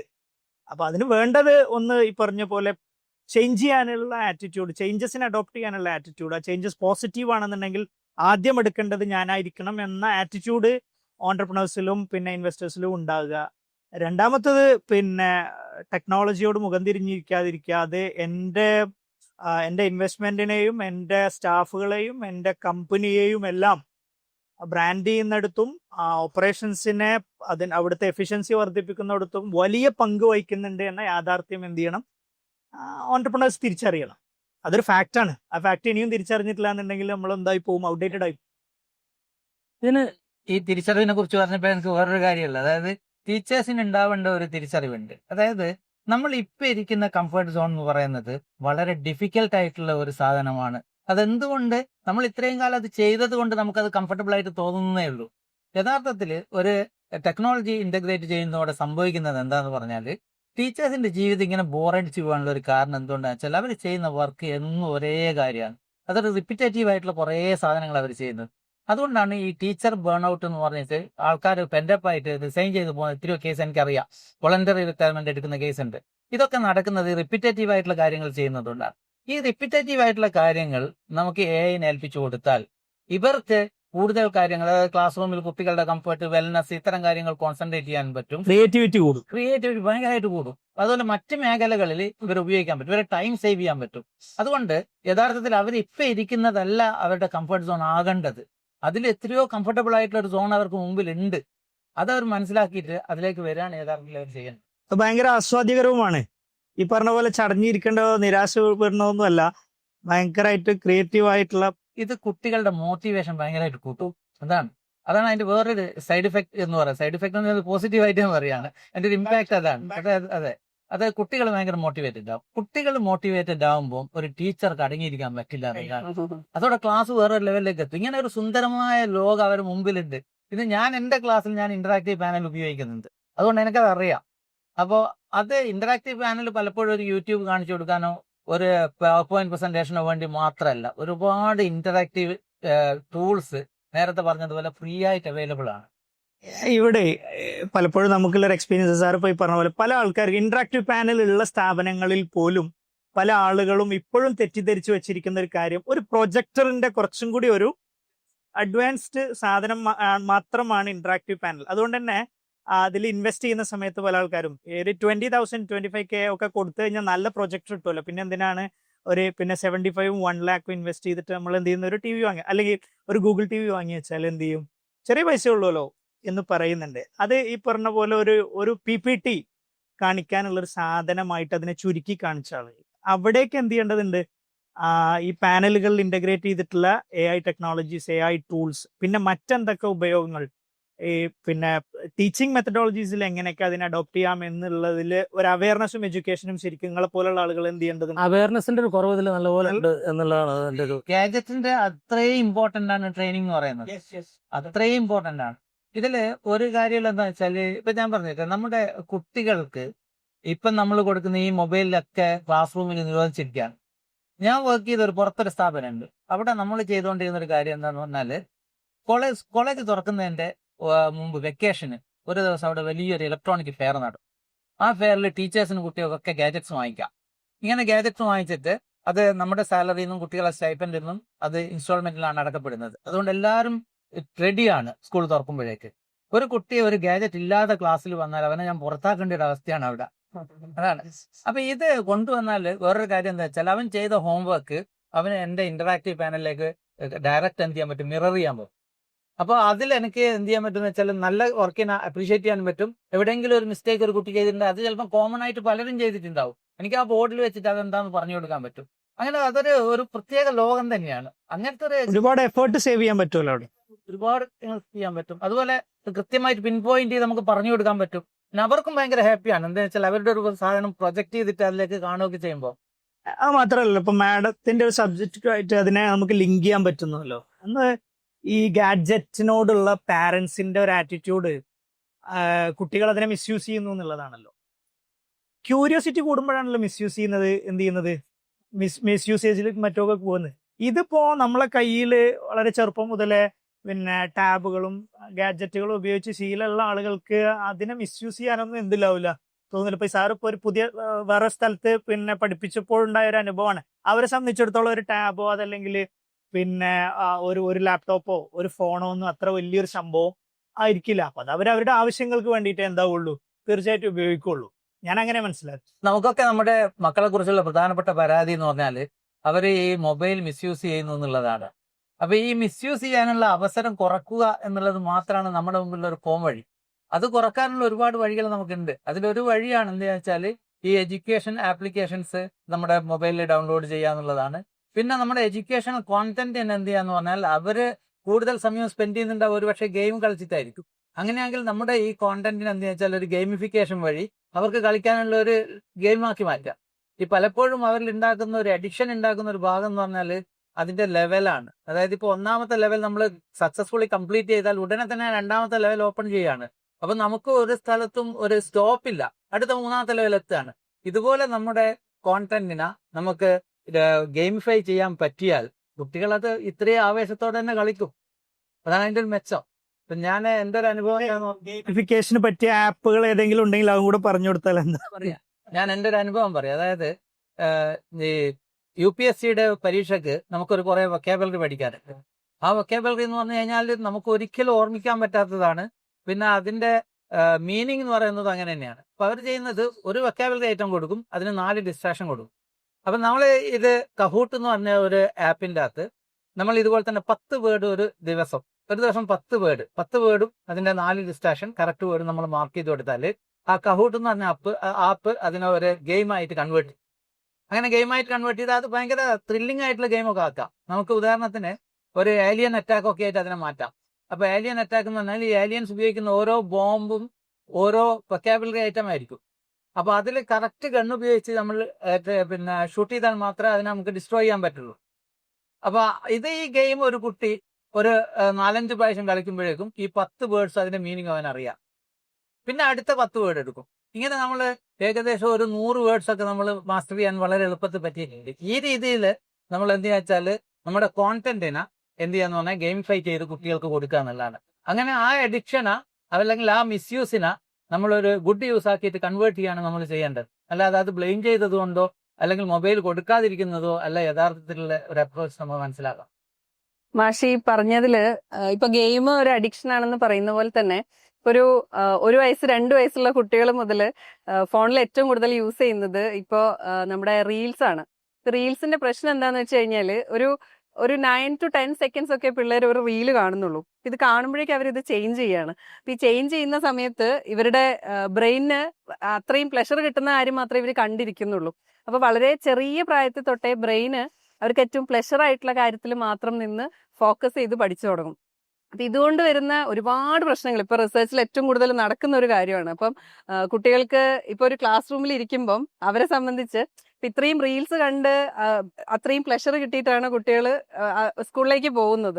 ഇപ്പൊ സ്കൂളിൽ പോയി കഴിയുമ്പോൾ അവൻ ഏറ്റവും ഇഷ്ടമില്ലാത്ത ഒരു സബ്ജക്ട് പഠിക്കുന്ന സമയത്ത് അവന്റെ ബ്രെയിനിന് ഇതിങ്ങനെ മാറ്റാനുള്ള ടെൻഡൻസിയാണ് വരുന്നത്. അപ്പൊ ആ ഒരു ടൈമിനുള്ളിൽ റീൽസ് കണ്ട് കണ്ട് കുട്ടികൾ ഈ പറഞ്ഞ ഗെയിമിന്റെ അഡിക്ഷൻ പോലെ തന്നെ വരുന്ന ഒരു കാര്യം. അപ്പം പാരന്റ്സിന് ചെയ്യാൻ പറ്റുന്ന കാര്യം കുഞ്ഞുനാൾ തൊട്ടേ കുട്ടികൾക്ക് ഇപ്പൊ കുട്ടികളെ ടൈം കളയാൻ ഏറ്റവും നല്ലത് ഈ റീൽസ് വെച്ച് കൊടുത്തു കഴിഞ്ഞാൽ ഇതിങ്ങനെ ഒരു വയസ്സ് തൊട്ടുള്ള കുട്ടികൾ ഇതിങ്ങനെ ചേഞ്ച് ചെയ്യാൻ പഠിച്ചുകൊണ്ടിരിക്കുകയാണ്. അപ്പൊ ആ റീൽസിലേക്ക് പോകുന്നതിന് പകരം കുട്ടികൾക്ക് കുറച്ചും കൂടെ എഡ്യൂക്കേഷൻ ആയിട്ട് ബന്ധപ്പെട്ട കാര്യങ്ങൾ ഇൻട്രൊഡ്യൂസ് ചെയ്ത് കൊടുക്കുക, ബൗണ്ടറീസ് സെറ്റ് ചെയ്യുക. കുട്ടി എന്ത് കാണണം എന്നുള്ളത് പാരന്റ്സ് മുൻപേ തീരുമാനിച്ചു കഴിഞ്ഞാൽ നമ്മൾ ഈ ടെക്നോളജീനെ കുറ്റം പറയുന്നതിന് പകരം ഇനിയുള്ള കാലത്ത് ഈ ടെക്നോളജിയെ എങ്ങനെ കുട്ടികൾക്ക് ഉപയോഗപ്പെടുത്താം എന്നുള്ളതിൽ പാരന്റ്സ് കൂടുതൽ ലേൺ ചെയ്യേണ്ട സമയമാണ്. അല്ലാതെ നമുക്കിതിനെ കുറ്റം പറഞ്ഞ് ഇനി മാറ്റി നിർത്തിയിട്ട് നമ്മുടെ ഈ വരുന്ന തലമുറേനെ നമുക്ക് പഠിപ്പിക്കാൻ പറ്റില്ല എന്നുള്ളതാണ് അതിന്റെ ഒരു യാഥാർത്ഥ്യം. ടെക്നോളജി മാറ്റിയെടുക്കാൻ പറ്റില്ല എന്നുള്ളത് എന്തായാലും ഉറപ്പാണ്. കാരണം ഇന്നിപ്പോൾ യൂസ് ചെയ്യുന്ന സ്മാർട്ട് ഫോൺ അടക്കം പേരൻസും അത് തന്നെയാണല്ലോ യൂസ് ചെയ്യുന്നത്. അപ്പോൾ ടെക്നോളജി ഒരിക്കലും മാറ്റിയെടുക്കാൻ കഴിയില്ല. ഇപ്പൊ നമ്മൾ സ്കൂളിലൊക്കെ കേൾക്കുന്ന ഒരു കാര്യമാണ് സ്മാർട്ട് ക്ലാസ് എന്ന് പറയുന്നത്. അപ്പൊ എനിക്ക് വിവേക് ജിയുടെ അടുത്ത് ചോദിക്കാനുള്ളത് അത്രമാത്രം ശരിക്കും ആക്ച്വലി സ്മാർട്ട് ആണോ നമ്മുടെ സ്കൂൾ ക്ലാസ് റൂമുകൾ എന്നുള്ളതാണ്. ഇനി അങ്ങനെ തന്നെ സ്മാർട്ട് ആണെങ്കിൽ തന്നെ അതിന്റെ ഒരു സ്കോപ്പ് എന്തുമാത്രമാണ്, ആ ഒരു സ്മാർട്ട് ക്ലാസിന്റെ സ്കോപ്പ് എന്തുമാത്രം, ആ സ്കൂളിന് ആ ഒരു സ്മാർട്ട് ക്ലാസിന്റെ സ്കോപ്പ് എന്തുമാത്രം ഉണ്ട് എന്നുള്ളതാണ്. നല്ലൊരു ചോദ്യമാണ്. ഞങ്ങൾ എല്ലായിടത്തും പല സ്കൂളുകളും പല കോളേജസിലും ഇത് പറയുന്നത് സ്മാർട്ട് ക്ലാസ്, ഞങ്ങളുടെ സ്ഥാപനം സ്മാർട്ടാണ് എന്ന് പറയുന്നത്. സ്മാർട്ട് എത്രത്തോളം സ്മാർട്ടാണ് എന്നതാണ് ഇപ്പോൾ ചോദ്യം. ടെക്നോളജിക്ക് ഇൻവെസ്റ്റ് ചെയ്യാൻ നേരത്തെ നമ്മൾ അതിനെപ്പറ്റി ചർച്ച ചെയ്തു. ടെക്നോളജിക്ക് ഇൻവെസ്റ്റ് ചെയ്യാൻ മടിക്കുന്ന സ്ഥലത്താണ് സ്മാർട്ടാണെന്ന് ക്ലെയിം ചെയ്യുന്നത്. ഇപ്പോൾ സ്മാർട്ടാണോ എന്ന് വെച്ചാൽ ഒരു ഒരു ഒരു സെർട്ടൺ ലെവൽ വയ്ക്ക് സ്മാർട്ട് ആയിട്ടുള്ളൂ, മുഴുവൻ സ്മാർട്ട് ആയിട്ടില്ല. മുഴുവൻ സ്മാർട്ട് ആവണമെങ്കിൽ അതിന് വെൽ എക്യുപ്ഡ് ആയിരിക്കണം. അത് സ്കൂൾ എക്യുപ്ഡ് ആയിരിക്കണം, ടീച്ചേഴ്സ് എക്യുപ്ഡ് ആയിരിക്കണം, സ്റ്റുഡൻസും ഇതിന് എക്യുപ്ഡ് ആയിരിക്കും, അഡോപ്റ്റ് ചെയ്യണം. സ്റ്റുഡൻസിനെ നമ്മൾ അഡോപ്റ്റ് ചെയ്യാൻ വിടണം. അതാണ് ഒന്ന്. ഇപ്പോൾ ഫോൺ യൂസ് ചെയ്യാൻ ഇപ്പോൾ നമുക്ക് എല്ലാവർക്കും അറിയാം, ഫോൺ മിസ്യൂസ് ചെയ്യാൻ പറ്റും. അതിനെ റെസ്ട്രിക്റ്റ് ചെയ്യാനുള്ള കുറേ പരിമിതികളുണ്ട്. പക്ഷെ അതേ സ്ഥാനത്ത് നിങ്ങൾ ടാബ് ഇൻട്രൊഡ്യൂസ് ചെയ്യുകയാണെങ്കിൽ, ഇപ്പോൾ ഒരു കൺട്രോൾഡ് എൻവയറമെൻറ്റിൽ നിങ്ങൾക്കൊരു ടാബ് കുട്ടികൾക്കും മുതിർന്ന സ്റ്റുഡൻസിനും അത് കൊടുക്കുകയാണെങ്കിൽ ഇത് ഒരു ഇൻട്രാക്ഷൻ നടക്കും. നിങ്ങൾ ഇപ്പോൾ സ്മാർട്ട് പാനൽ ഉപയോഗിക്കുന്നു, ആ സ്മാർട്ട് പാനലിൽ AI യൂസ് ചെയ്യുന്നു. അതേ ഇത് നിങ്ങളുടെ AI യൂസ് ചെയ്തിട്ടുള്ള ഒരു ടാബും കൂടെ നിങ്ങൾ ക്ലാസ്സിൽ കുട്ടികൾക്കും, ചെറിയ കുട്ടികൾക്കായാലും വലിയ കുട്ടികൾക്കായാലും അതിൻ്റെ ഒരു പാരൻ്റൽ കൺട്രോൾ സെറ്റ് ഉപയോഗിച്ച്, അതിൻ്റെ ഒരു ഹൈറാർക്കി ഉപയോഗിച്ച് നിങ്ങൾക്ക് സെറ്റ് ചെയ്ത് കൊടുത്താൽ ഇത് സ്മാർട്ടാവുള്ളൂ. അല്ലെങ്കിൽ ഒരിക്കലും ഇത് സ്മാർട്ട് ആവില്ല. കുട്ടികളെ നിങ്ങൾ ഒരു സൈഡിൽ നിങ്ങൾ കുട്ടികളെ സ്ക്രീൻ ടൈം എന്ന് പോലെ ഹൈപ്പ് ചെയ്തിട്ട് അത് തടയുന്നു. കുട്ടികളെ ഒരിക്കലും തടയാൻ കഴിയില്ല. കുട്ടികളെ നിങ്ങൾ എത്രത്തോളം തടയും? വലിയവരെ തന്നെയാണ് എല്ലാവരും യൂസ് ചെയ്യുന്നത്. നിങ്ങളിപ്പോൾ എത്ര പേര് കിടന്നുറങ്ങുന്നവരേക്കും ഒരു രക്ഷിതാവ് ഫോണാണ് യൂസ് ചെയ്യുന്നത്. അതല്ലേ കുട്ടികളും കാണുന്നത്. അപ്പോൾ ഇതിനെ എങ്ങനെ ഡൈവേർട്ട് ചെയ്യാം എന്നുള്ളതാണ് നമുക്ക് നോക്കേണ്ടത്. ഇപ്പോൾ അതിന് ഒരു വലിയൊരു ഉദാഹരണം ഇപ്പോൾ ഞങ്ങൾ തന്നെ ഞങ്ങളുടെ കമ്പനിയിൽ നമ്മൾ പറയുന്നത്, നമ്മൾ കുറേ R&D നമ്മൾ നടത്തുന്നുണ്ട്. ഈ R&D നടത്തുന്ന കൂട്ടത്തിൽ നമ്മളൊന്ന് ആലോചിക്കുന്നത് സ്മാർട്ട് TV എല്ലാ വീടുകളിലും ഉപയോഗിക്കുന്നുണ്ട്. ഇപ്പം നമ്മൾ നേരത്തെ തന്നെ പറഞ്ഞപ്പോൾ കുട്ടികളെ ഡൈവേർട്ട് ചെയ്ത് ഗെയിമിഫിക്കേഷൻ, പഠിക്കാൻ വേണ്ടിയിട്ടുള്ള കുറേ ഗെയിമുകൾ ഇൻട്രൊഡ്യൂസ് ചെയ്യുന്നുണ്ട്, ഓൾറെഡി ഉണ്ട്. ഇത് ഒരു സ്മാർട്ട് TV വാങ്ങിക്കുന്നതിന് പകരം ഒരു പാനൽ വാങ്ങിച്ചാൽ ടിവിയുടെ ഉപയോഗം നടക്കും. സ്മാർട്ട് TV ഈ പാനലിലുണ്ട്. അതേ സ്മാർട്ട് TV സ്മാർട്ട് പാനൽ ഉപയോഗിച്ചാൽ നിങ്ങൾക്ക് ടിവിയും കാണാം, നിങ്ങൾക്ക് കുട്ടികളെ പഠിപ്പിക്കുകയും ചെയ്യാം, കുട്ടികളെ ഡൈവേർട്ട് ചെയ്ത് വിടാം. അതും കൺട്രോൾഡ് എൻവയോൺമെൻറ്റിൽ. ഈ സ്മാർട്ട് എന്ന് പറഞ്ഞാൽ ഇങ്ങനെയൊക്കെ സ്മാർട്ടാവുള്ളൂ. പിന്നെ അതേപോലെ തന്നെയാണ് ഇതിൻ്റെ സ്മാർട്ടായിട്ടുള്ള കുറേ സോഫ്റ്റ്വെയറും AI യൂസ് ചെയ്തിട്ടുള്ള സ്പെഷ്യലൈസ് സോഫ്റ്റ്വെയർസ് ഇപ്പോൾ പല കമ്പനികളും ഇറക്കി തുടങ്ങി. അതെല്ലാം നമ്മൾ അഡോപ്റ്റ് ചെയ്യണം എന്നുള്ളതാണ്. അഡോപ്റ്റ് ചെയ്താലേ സ്മാർട്ട് ആവുള്ളൂ. അതാണ് സാറ് നേരത്തെ പറഞ്ഞ പോലെ ഇപ്പൊ ഞാൻ കൗൺസിലിംഗ് ചെയ്യുന്ന സമയത്ത് US-ലുള്ള ക്ലയൻസ് ഒക്കെ ഒരുപാട് പേരുണ്ട്. അപ്പൊ അവിടെ ചെറിയ കുട്ടികൾക്ക് പോലും ക്ലാസ്സിൽ ടാബ് നിർബന്ധമാണ്. അപ്പൊ ഈ പറഞ്ഞ പോലെ അവരുടെ പഠനം എങ്ങനെ പോകുന്നു എന്നുള്ളത് ടീച്ചേഴ്സിന് കറക്റ്റ് ആയിട്ട് മോണിറ്റർ ചെയ്യാനും അവർക്ക് കൊടുത്തു വിടുന്ന വർക്ക് കുട്ടികൾ ഇതിലാണ് ചെയ്തു കൊണ്ടുപോകുന്നത്, സാറ് നേരത്തെ പറഞ്ഞ പോലെ. അപ്പം ആ ഒരു ഇപ്പൊ സാറ് പറഞ്ഞതുമായിട്ട് പെട്ടെന്ന് ആലോചിക്കുകയാണ്. ഇതിപ്പോൾ നമ്മളിപ്പോൾ ഇതിന് കുറച്ച് കാലം മുമ്പ് നമ്മുടെ ചർച്ചയായിരുന്നു കുട്ടികൾ എത്ര വെയിറ്റ് എടുത്ത് പോകുന്നു എന്നുള്ളത്. ഇപ്പോൾ 10 കിലോ നിങ്ങളുടെ ബാക്ക് പാക്കിൽ 10 കിലോ ബുക്ക് വരുന്നുണ്ട്, ടിഫിൻ ബോക്സ് വരുന്നുണ്ട്, ഇങ്ങനെ എത്ര കിലോ വെയിറ്റ് എടുത്തിട്ട് കുട്ടികൾ പോകുന്നുള്ള ഇതെല്ലാം കൂടെ നിങ്ങൾക്ക് ടേബിൾ വരുന്ന ആക്കാൻ ആവുന്നതേ ഉള്ളൂ. പല കൺട്രികളിലും ഇപ്പോൾ അത് യൂസ് ചെയ്യാൻ തുടങ്ങിയിട്ടുണ്ട്. ടെക്സ്റ്റ് ബുക്കുകളും നോട്ട് ബുക്കുകളും എഴുതാൻ ഉപയോഗിക്കുന്ന പാഡ് കയ്യിലുണ്ടെങ്കിൽ ഇതെല്ലാം കൂടെ ഒരു ചെറിയൊരു ഒരു ഡിവൈസ് എടുത്തിട്ട് കുട്ടി സ്കൂളിൽ പോകേണ്ട കാര്യമുള്ളൂ. ഇതിനൊക്കെ പലരും ഇപ്പോൾ സോഷ്യൽ മീഡിയയിൽ നമ്മൾ എന്തിട്ടാലും സോഷ്യൽ മീഡിയ ആർക്കും എന്തും പറയാമെന്നുള്ളൊരു ഒരു മീഡിയ കൂടിയാണ്. ഞാൻ തന്നെ ഇപ്പം നമ്മുടെ കമ്പനിയുടെ പല വീഡിയോസും നമ്മൾ ഇടുമ്പോൾ അതിൻ്റെ താഴെ വരുന്ന കമൻസ് കാണുമ്പോൾ നമുക്ക് സങ്കടം തോന്നും, അതേസമയം ചിരിയും വരും. കാരണം ഇത്രയും ബാക്ക്വേർഡായിട്ട് ചിന്തിക്കുന്ന ആൾക്കാർ ഇപ്പോഴും ഉണ്ടല്ലോ. ഈ പറയുന്ന ആൾക്കാരെല്ലാം മൊബൈൽ യൂസ് ചെയ്തിട്ടാണ് ഇതിന് റിപ്ലൈ ചെയ്യുന്നത്. ഇൻസ്റ്റാഗ്രാമിലാണ് ഞങ്ങൾ ഇടുന്നത്. ഇൻസ്റ്റാഗ്രാം കണ്ടുകൊണ്ടാണ് ഈ ആൾക്കാരെല്ലാം മറുപടി ഇടുന്നത്. ഇപ്പോൾ നിങ്ങൾ ഇപ്പോഴും മാർക്കർ പെന്നുകളും ചോക്കുകളും ഉപയോഗിച്ചാണോ നിങ്ങളിപ്പോഴും സ്കൂളിൽ പഠിപ്പിക്കുന്ന ചോദ്യത്തിന് ഞങ്ങൾ വീഡിയോ ഇട്ടതിന് എത്ര തമാശ നിറഞ്ഞ കമൻറ്റുകൾ, നെഗറ്റീവ് കമൻസുകളാണ് വന്നിട്ടുള്ളത്. അതിൽ അധ്യാപകരുണ്ട്. അതാണ് എന്നെ അതിശയിപ്പിച്ചൊരു കാര്യം.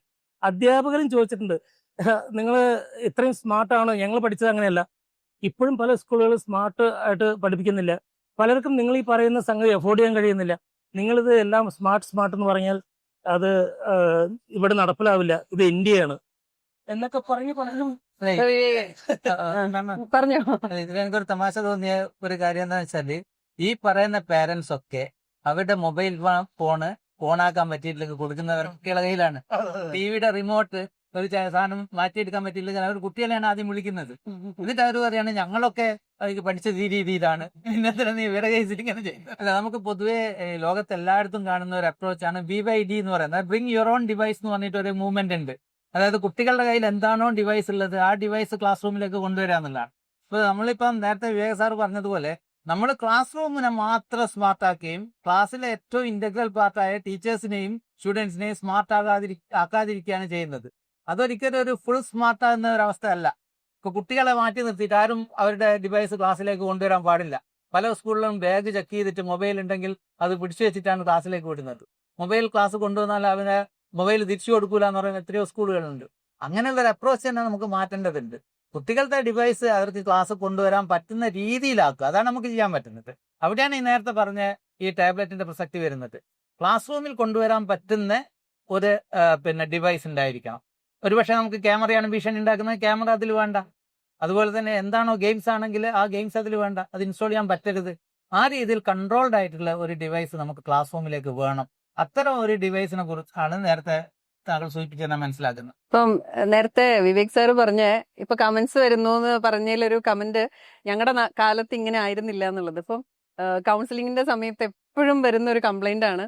കുട്ടികളുടെ അടുത്ത് പാരന്റ്സ് എപ്പോഴും പറയുന്ന ഒരു സെന്റൻസ് ആണ്, ഞങ്ങളുടെ കാലത്ത് ഞങ്ങൾ ഇങ്ങനെ ആയിരുന്നു എന്ന് പറഞ്ഞിട്ട്. അത് എല്ലാ വീട്ടിലും വളരെ കോമൺ ആയിട്ട് പറയുന്ന ഒരു കാര്യമാണ്. നമ്മുടെ കാലത്തൊന്നും നമ്മൾ ഇങ്ങനെ ആയിരുന്നില്ല, നമ്മൾ കിലോമീറ്ററുകളോളം യാത്ര ചെയ്തിട്ടുണ്ട്, നടന്നിട്ടുണ്ട്, നമുക്ക് വണ്ടി ഇല്ലായിരുന്നു യാത്ര ചെയ്യാൻ, നമ്മൾ ബുക്കും പെന്നും പെൻസിലും ഒക്കെ യൂസ് ചെയ്തു, സ്ലേറ്റിന്റെ കാലം എന്നുള്ളത്. അപ്പൊ ഇവിടെ വരുന്ന ഒരു പ്രശ്നം എന്താ വെച്ചാൽ, ഇതിങ്ങനെ ആവർത്തിച്ച് കുട്ടികളുടെ അടുത്ത് പണ്ടത്തെ കാലത്തെ കാര്യങ്ങൾ പറയുന്ന സമയത്ത് കുട്ടികൾക്ക് ഫീൽ ചെയ്യുന്ന ഒരു കാര്യം, എന്നെ എൻ്റെ പാരൻസിന് മനസ്സിലാവുന്നില്ല എന്നുള്ളതാണ്. അവിടെ ആ ഒരു ഗ്യാപ്പ്, നമ്മൾ ഈ പറയുന്ന ജനറേഷൻ ഗ്യാപ്പ് എന്ന് പറയുന്നത് ആക്ച്വലി ഞാൻ പറയുന്നത് ഒരിക്കലും ഈ മനുഷ്യന് മനസ്സിലാവില്ല ഒരു ഫീലാണ് കുട്ടിയിൽ അത് ക്രിയേറ്റ് ചെയ്യുന്നത്. അപ്പം ഞാൻ എപ്പോഴും പാരൻസിൻ്റെ അടുത്ത് എപ്പോഴും പറയുന്ന കാര്യമാണ്, നമ്മളുടെ കാലവും ഇപ്പോഴത്തെ കാലവും തമ്മിൽ, കാരണം ഈ കുട്ടികൾ ഒരു തെറ്റ് ചെയ്തിട്ടല്ല അവർ ഈ കാലഘട്ടത്തിൽ ജനിച്ചിട്ടുള്ളത്. നമ്മൾ ഈ കുട്ടികളെ കുറ്റം പറയുന്ന പോലെയാണ് നിങ്ങൾക്ക് ഈ കാലത്ത് എന്തൊക്കെ സൗകര്യങ്ങളാണെന്ന് പറയുന്നത്. നമ്മൾ തന്നെയാണ് ഈ സൗകര്യങ്ങളൊക്കെ കുട്ടികൾക്ക് ഉണ്ടാക്കി കൊടുക്കുന്നത്.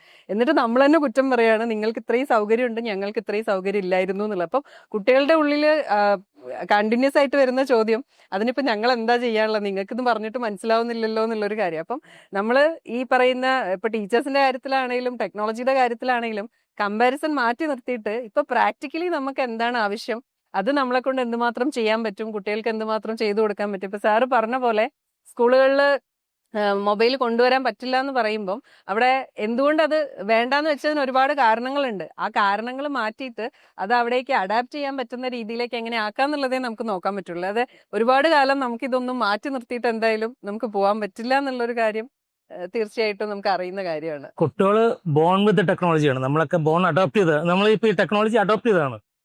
കുട്ടികൾ ജനിച്ച് വീണതേ ഈ ടെക്നോളജിയിലേക്കാണ്. അപ്പോൾ അവർ കുറ്റം പറഞ്ഞിട്ട് കാര്യമില്ല.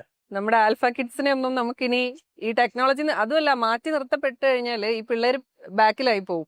അവർ ഇനി വരുന്ന ഒരു കാലഘട്ടത്തിൽ അവർ ജീവിക്കാൻ പോകുന്നതാണെങ്കിലും അവരുടെ പ്രൊഫഷണലാണെങ്കിലും എവിടെയാണെങ്കിലും അവർക്ക് ഈ ടെക്നോളജി ഇല്ലാതെ അവർക്ക് എന്തായാലും മുന്നോട്ട് പോകാൻ പറ്റില്ല. അവർ വല്ലാതെ പിറകിലോട്ടായി പോകും. ഇപ്പോൾ നമ്മൾ ടെക്നോളജി എന്നെ ഇത്രയും ഒരു സൈഡിൽ കുറ്റം പറയുന്നുണ്ട്, വേറെ സൈഡിൽ മൈക്രോസോഫ്റ്റിൻ്റെ തലപ്പത്തെത്തിയ സുന്ദർ പിച്ചൈ ടെക്നോളജി പഠിച്ചത് കാരണമാണ് അത്രയും വലിയൊരു പൊസിഷനിലേക്ക് എത്തിയെന്ന് പറയുന്നുണ്ട്. കോർപ്പറേറ്റ് സെക്ടറിലും അല്ലേ, കോർപ്പറേറ്റ് സെക്ടറിൽ ടെക്നോളജി ഉപയോഗിച്ചുകൊണ്ടല്ലേ ഇത്രയും ഒരു ബൂം ഉണ്ടായതും. ടെക്നോളജിക്കൽ അഡ്വാൻസ്മെന്റ് ഭയങ്കര ഇമ്പാക്റ്റ് അല്ലേ കോർപ്പറേറ്റ് സെക്ടറിൽ ഉണ്ടാക്കിയിട്ടുള്ളത്. 25 കൊല്ലം മുന്നത്തെ ബിസിനസ് വോളിയല്ലല്ലോ ഇന്നെന്തുള്ളത് ഉള്ളത്. 2-3 ഡെക്കേഡ്സ് മുമ്പ് പിന്നെ ബിസിനസ് എന്ന് പറയുമ്പോൾ വളരെ ലിമിറ്റഡ് ഇൻഡസ്ട്രീസും വളരെ ലിമിറ്റഡ് സെഗ്മെന്റ്സും ആണ് ഉണ്ടായിരുന്നത്. ഇന്ന് നമുക്ക് എണ്ണിയാൽ തീരാത്ത അത്രയും സർവീസുകൾ തന്നെ ഉണ്ട്. മാനുഫാക്ചറിങ്ങിൽ നിന്നും ട്രേഡിങ്ങിന് അപ്പുറത്തേക്ക് ബിസിനസ് എന്ത് ചെയ്തു, സർവീസ് സെക്ടറിലാണ് ഏറ്റവും കൂടുതൽ വളർന്നിട്ടുള്ളത്. സർവീസ് സെക്ടർ എന്ന് പറയുമ്പോൾ അതിന്റെ വലിയൊരു ശതമാനവും പിന്നെ ഇപ്പോഴും വോളിയം ഹോൾഡ് ചെയ്യുന്നത് IT സെക്ടറാണ്. അപ്പൊ തന്നെ നമുക്ക് ഇത് മനസ്സിലാക്കാമല്ലോ എത്രത്തോളം പിന്നെ ടെക്നോളജിയിൽ ഉണ്ടായിരുന്ന ഇംപ്രൂവ്മെന്റ്സ് ഇവിടെ ബിസിനസ്സിൽ ഇമ്പാക്ട് ഉണ്ടാക്കിയിട്ടുണ്ട് എന്നുള്ളത്. അതിന് പല ബോർഡർലെസ് ആയി എന്നുള്ളതാണ്, ബോർഡർ ഇല്ല എന്നുള്ളതാണ്. എവിടെയും നമുക്ക് 70s 80s ബിസിനസ് എന്ന് പറഞ്ഞാൽ ട്രേഡിംഗ് ആണ് കാര്യമായിട്ട്, മാനുഫാക്ചറിങ് ട്രേഡിംഗും മാത്രമേ ഉള്ളൂ. ഇന്ന് ട്രേഡിങ്ങും മാനുഫാക്ചറിംഗ് ഒക്കെ ഒരു സൈഡിലേക്ക് എന്തായി മാറിയിട്ട് സർവീസ് ആണ് കാര്യമായിട്ട് എന്തുള്ളത്. ടെക്നോളജിന്റെ ഇത് നമുക്ക് അറിയണമെങ്കിൽ നമ്മളിപ്പോ ഊബർ എന്ന് പറഞ്ഞ സാധനത്തിന് ഒരു ടാക്സി പോലും ഇല്ല. ഏറ്റവും വലിയ ടാക്സി റൺ ചെയ്യുന്നവരാണ് ഊബറിന്റെ ഒക്കെ ഒരു അല്ല, അങ്ങനെ എത്ര എല്ലാ സെഗ്മെന്റിലും അങ്ങനത്തെ കോൺസെപ്റ്റുകൾ ഉണ്ടായി എന്നുള്ളതാണ്. ടെക്നോളജിയുടെ സപ്പോർട്ടാണ് അവിടെ കോൺസെപ്റ്റ് ഡെവലപ്പ് ചെയ്യാൻ എന്തായത് കാരണമായിട്ടുള്ളത്. ഇന്നിപ്പോ നമ്മൾ ഭക്ഷണം വേണമെന്ന് പറഞ്ഞാൽ 10 മിനിറ്റിൽ എത്തുന്നതാണ് ടെക്നോളജി. സ്വിഗ്ഗി ആണെങ്കിൽ എല്ലാം. അതെ അതെ. അപ്പൊ ഇതിനെ മാറ്റി നിർത്താൻ ഇപ്പൊ അതേപോലെ തന്നെയാണ് വേറെ ഷോപ്പിംഗ് മൊത്തം നമുക്കിപ്പോ ഒരുപാട് സ്ഥാപനങ്ങൾ വീട്ടിൽ ഡെലിവറി ചെയ്യുന്നുണ്ട്. നമ്മൾ ഓർഡർ ഫോണിൽ അയച്ചു കഴിഞ്ഞാൽ വീട്ടിൽ സാധനം ഡെലിവറി ചെയ്യും. അവിടെ നമുക്ക് ഇതിനെ കണക്ട് ചെയ്യാൻ ലിങ്ക് ചെയ്യാവുന്ന ഒരുപാട് ഇതുണ്ട്. ഇപ്പം ഈ റീറ്റെയിൽ സെഗ്മെന്റിൽ ഉള്ള പിന്നെ ഷോപ്പ് കീപ്പേഴ്സ് അവർ വല്ലാതെ ഓൺലൈൻ ട്രേഡേഴ്സിനെ ഭയങ്കരമായിട്ട് എന്ത് ചെയ്തുകൊണ്ടിരിക്കുന്നുണ്ട്, ക്രിട്ടിസൈസ് ചെയ്തുകൊണ്ടിരിക്കുന്നുണ്ട്. ക്രിട്ടിസിസം നടക്കുന്നു എന്നല്ലാതെ പ്രൊഡക്റ്റീവായിട്ട് അവർക്ക് ഒരു മാറ്റം ഉണ്ടാക്കാൻ കഴിയൂല. അത്രത്തോളം എന്തായിട്ടുണ്ട്, എസ്റ്റാബ്ലിഷ്ഡ് ആയിട്ടുണ്ട് ഓൺലൈൻ സെഗ്മെന്റുകൾ. ഇവിടെ നമ്മൾ ഇരുന്നൊരു സൈഡിൽ കുറ്റം പറഞ്ഞുകൊണ്ടിരിക്കുക. ഇത് വലിയൊരു കോർപ്പറേറ്റ് വേൾഡ് ആണെന്നൊക്കെ പറഞ്ഞ് അതെ, ഇതേ പ്രശ്നമാണ് എഡ്യൂക്കേഷണൽ സെക്ടറിലൊക്കെ എന്ത് ചെയ്യുന്നത് വരാൻ പോകുന്നത്. ഈ ട്രഡീഷണൽ സിസ്റ്റം ഓഫ് പിന്നെ ടീച്ചിങ്ങും മെത്തഡോളജീസും അഡോപ്റ്റ് ചെയ്തുകൊണ്ടിരിക്കുന്ന ആൾക്കാർ അഡ്വാൻസ്ഡ് ടെക്നോളജി ഉപയോഗിച്ചുകൊണ്ടിരിക്കുന്ന സ്കൂളുകളെയും സ്ഥാപനങ്ങളെയും നിരന്തരം എന്ത് ചെയ്തുകൊണ്ടിരിക്കും, കുറ്റം പറഞ്ഞുകൊണ്ടിരിക്കുന്ന ആ ഒരു ക്രിറ്റിസിസം മാത്രം അവിടെ ബാക്കിയാവും. റിസൾട്ട് ഒന്നും എന്ത് ചെയ്യൂല, ഉണ്ടാവില്ല. അതേസമയത്ത് കോവിഡ് കാലത്ത് ഈ കുറ്റം പറയാതെ അവർ കൂടി അതിലേക്ക് മാറേണ്ട ഒരു കമ്പൽസറി ആയിട്ടുള്ള സിറ്റുവേഷൻ വന്നപ്പോൾ അവർ മാറിയപ്പോ അവരൊക്കെ മെച്ചപ്പെട്ടു. ഞങ്ങൾക്കൊക്കെ എല്ലാം അനുഭവമുണ്ട്. ഈ ട്രെയിനിങ്ങിൽ ഓൺലൈൻ ട്രെയിനിങ് പിന്നെ വളരെയധികം നിരുത്സാഹപ്പെടുത്തിയിരുന്ന ആൾക്കാരായിരുന്നു നമ്മൾ. അത് പിന്നെ ആ കാലഘട്ടത്തിൽ സൂമും ഗൂഗിൾ മീറ്റും ഉപയോഗിച്ച് കുറച്ചുകാലം ട്രെയിൻ ചെയ്തപ്പോൾ പിന്നീട് ഓഫ്ലൈനിലേക്ക് പോകാൻ മടിയായി. കാരണം ഓഫ്ലൈനിൽ ഉപയോഗിക്കുന്നതിനേക്കാളും ടൂൾസ് നമുക്ക് എന്ത് ചെയ്യാൻ പറ്റും, ഓൺലൈനിൽ ഉപയോഗിക്കാൻ പറ്റും. അപ്പൊ ഇപ്പൊ എന്ത് ചെയ്യുന്ന വെച്ചാൽ ഇപ്പൊ ഹൈബ്രിഡ് പിന്നെ മെത്തേഡ് ഉപയോഗിച്ചുകൊണ്ടിരിക്കുന്ന ഒരുപാട് ആളുകളുണ്ട് ട്രെയിനേഴ്സിന്റെയും കൺസൾട്ടൻസിന്റെയും ഇടയിലൊക്കെ. കാരണം അവർക്ക് കുറച്ചും കൂടി എഫിഷ്യൻസി കൂട്ടാൻ ഉണ്ടാകുന്നുണ്ട്, അതുകൊണ്ട് പറ്റുന്നുണ്ട്. അത് കോസ്റ്റ് സൈഡിൽ വലിയൊരു എഫക്ട്. ഇപ്പൊ ഞാൻ പറഞ്ഞിട്ട്, അതായത് നമുക്കൊക്കെ നേരത്തെ കോളേജ് പൂട്ടുന്ന സമയത്ത് ഒരാഴ്ചത്തെ 2 ആഴ്ചത്തെ വർക്ക്ഷോപ്പ് ഉണ്ടാവും. അതിന് UK നിന്ന് ഒരാളെ ഇൻവൈറ്റ് ചെയ്ത് കൊണ്ടുവന്ന് അയാളുടെ ഫ്ലൈറ്റ് ടിക്കറ്റ് ഒക്കെ കൊടുത്തിട്ടാണ് സ്ഥാപനം നമുക്ക് ഈ ട്രെയിനിങ് തരുന്നത്, 2 ആഴ്ചത്തെ ട്രെയിനിങ്. ഇപ്പൊ അത് കഴിഞ്ഞിട്ട് പിന്നീട് എന്താ ചെയ്തതെന്ന് വെച്ചാൽ, നിങ്ങൾ ഇത്ര അവേഴ്സ്, ഇപ്പൊ 27 അവേഴ്സ് ഓഫ് ടീച്ചിങ്ങിനെ കുറിച്ചുള്ള ഏതെങ്കിലും ഒരു കോഴ്സ് ചെയ്യണം, ഓൺലൈൻ ചെയ്തിട്ട് വേണം വരാൻ. എന്നാൽ മാത്രമേ നിങ്ങൾക്ക് എന്ത് ചെയ്യുമെന്ന് പറഞ്ഞാൽ നിങ്ങളെ സ്റ്റൈപ്പൻഡ് മറ്റു കാര്യങ്ങളൊക്കെ അതുമായിട്ട് ബന്ധപ്പെട്ട അലവൻസ് നിങ്ങൾക്ക് കിട്ടുള്ളൂ. ഇതാണ് പിന്നെ നമ്മുടെ സ്ഥാപനം നമ്മളോട് പറയുന്നത്. അപ്പൊ നമ്മൾ ഏതെങ്കിലും ഒരു ഓൺലൈൻ, ഇപ്പൊ മൂക്സ് എന്നൊക്കെ പറഞ്ഞിട്ട് മാസീവ് ഓൺലൈൻ ഓപ്പൺ അങ്ങനത്തെ ഏതെങ്കിലും ഒരു പ്ലാറ്റ്ഫോമിൽ പോയിട്ട് ഒരു കോഴ്സ് ചെയ്യും. 26 അവേഴ്സ് ആണെങ്കിൽ 26 അവേഴ്സുള്ള ഒരു കോഴ്സ് ചെയ്തിട്ട് അതിന്റെ കോഴ്സ് കംപ്ലീറ്റഡ് സർട്ടിഫിക്കറ്റും കൊണ്ടാണ് റീഓപ്പൺ ചെയ്യുമ്പോൾ കോളേജിൽ എത്തുന്നത്. അത് സബ്മിറ്റ് ചെയ്താൽ മാത്രമേ നമുക്ക് അതിന്റെ അലവൻസ് കിട്ടുള്ളൂ. നമ്മൾ ഇതിലൊക്കെ മാറുന്നു. ഈ ഇന്ററാക്റ്റീവ് പാനൽസ് യൂസ് ചെയ്യുന്ന സമയത്ത് നിങ്ങൾ അതിന്റെ ബാക്ക്ഗ്രൗണ്ടിൽ എന്തുമാത്രം വർക്കാ ചെയ്യുന്നത്? ഇപ്പം ഒരു സ്കൂളിലെ കുട്ടികൾക്ക് വേണ്ടി യൂസ് ചെയ്യാൻ വേണ്ടിയിട്ട്, അല്ലെങ്കിൽ ടീച്ചേഴ്സിനെ യൂസ് ചെയ്യാൻ വേണ്ടിയുള്ള ഒരു പാനൽ നമ്മൾ നിർമ്മിക്കുന്ന സമയത്ത് ഇതിനെ അപ്ഡേറ്റ് ചെയ്യാൻ എന്ത് തരത്തിലുള്ള വർക്ക്? ഇപ്പൊ നേരത്തെ R&D കുറിച്ച് പറയുന്നുണ്ടായിരുന്നു. R&D ടീം അതിന്റെ ബാക്കിൽ മാത്രം റിസർച്ച് എന്ന രീതിയിൽ എന്താണ് അതിൽ ചെയ്യുന്നതെന്ന് അറിയാൻ. എന്ന് പറഞ്ഞാൽ എല്ലാവരും കരുതിയത് ഇപ്പൊ ഒരു വെറുതെ നമ്മൾ എഴുതാം, ഡിജിറ്റലായിട്ട് എഴുതാൻ കാണിക്കാം, അതിൽ ഫോട്ടോ കാണിക്കാം, അതിലൊരു യൂട്യൂബ് എടുത്ത് കാണിക്കാം, ഇത് മാത്രമാണ് കരുതിയിട്ടുള്ളത്. ഇതിനപ്പുറം ഇപ്പം കുറേ സോഫ്റ്റ്വെയർ, അതിൽ ഇൻ്റഗ്രേറ്റഡ് സോഫ്റ്റ്വെയർ നമ്മൾ ഡെവലപ്പ് ചെയ്തിട്ടുണ്ട്. ഇത് ടീച്ചേഴ്സിൻ്റെ വർക്ക് ലോഡ് വളരെയധികം കുറയ്ക്കും. ടീച്ചേഴ്സിന് നമ്മളിപ്പോൾ കാണുന്നത് എന്താ വെച്ചാൽ, ടീച്ചർ വരുന്നു, ക്ലാസ് എടുക്കുന്നു, പോകുന്നു എന്നുള്ളതാണ് നമ്മൾ കാണുന്നത്. അതിൻ്റെ പിറകിൽ ഇപ്പോൾ മാഷ് ആണ് കൂടുതൽ അതിനെപ്പറ്റി പറയാൻ കഴിയുക. എന്നാലും എനിക്ക് അറിയാമെന്ന് ഞാൻ പറയാം. ടീച്ചേഴ്സിന് അതിനെ ലെസൺ പ്ലാൻ തയ്യാറാക്കണം. ടീച്ചേഴ്സിന് തലേദിവസം ഇരുന്നിട്ട് അതിന് ലെസൺ പ്ലാൻ തയ്യാറാക്കണം.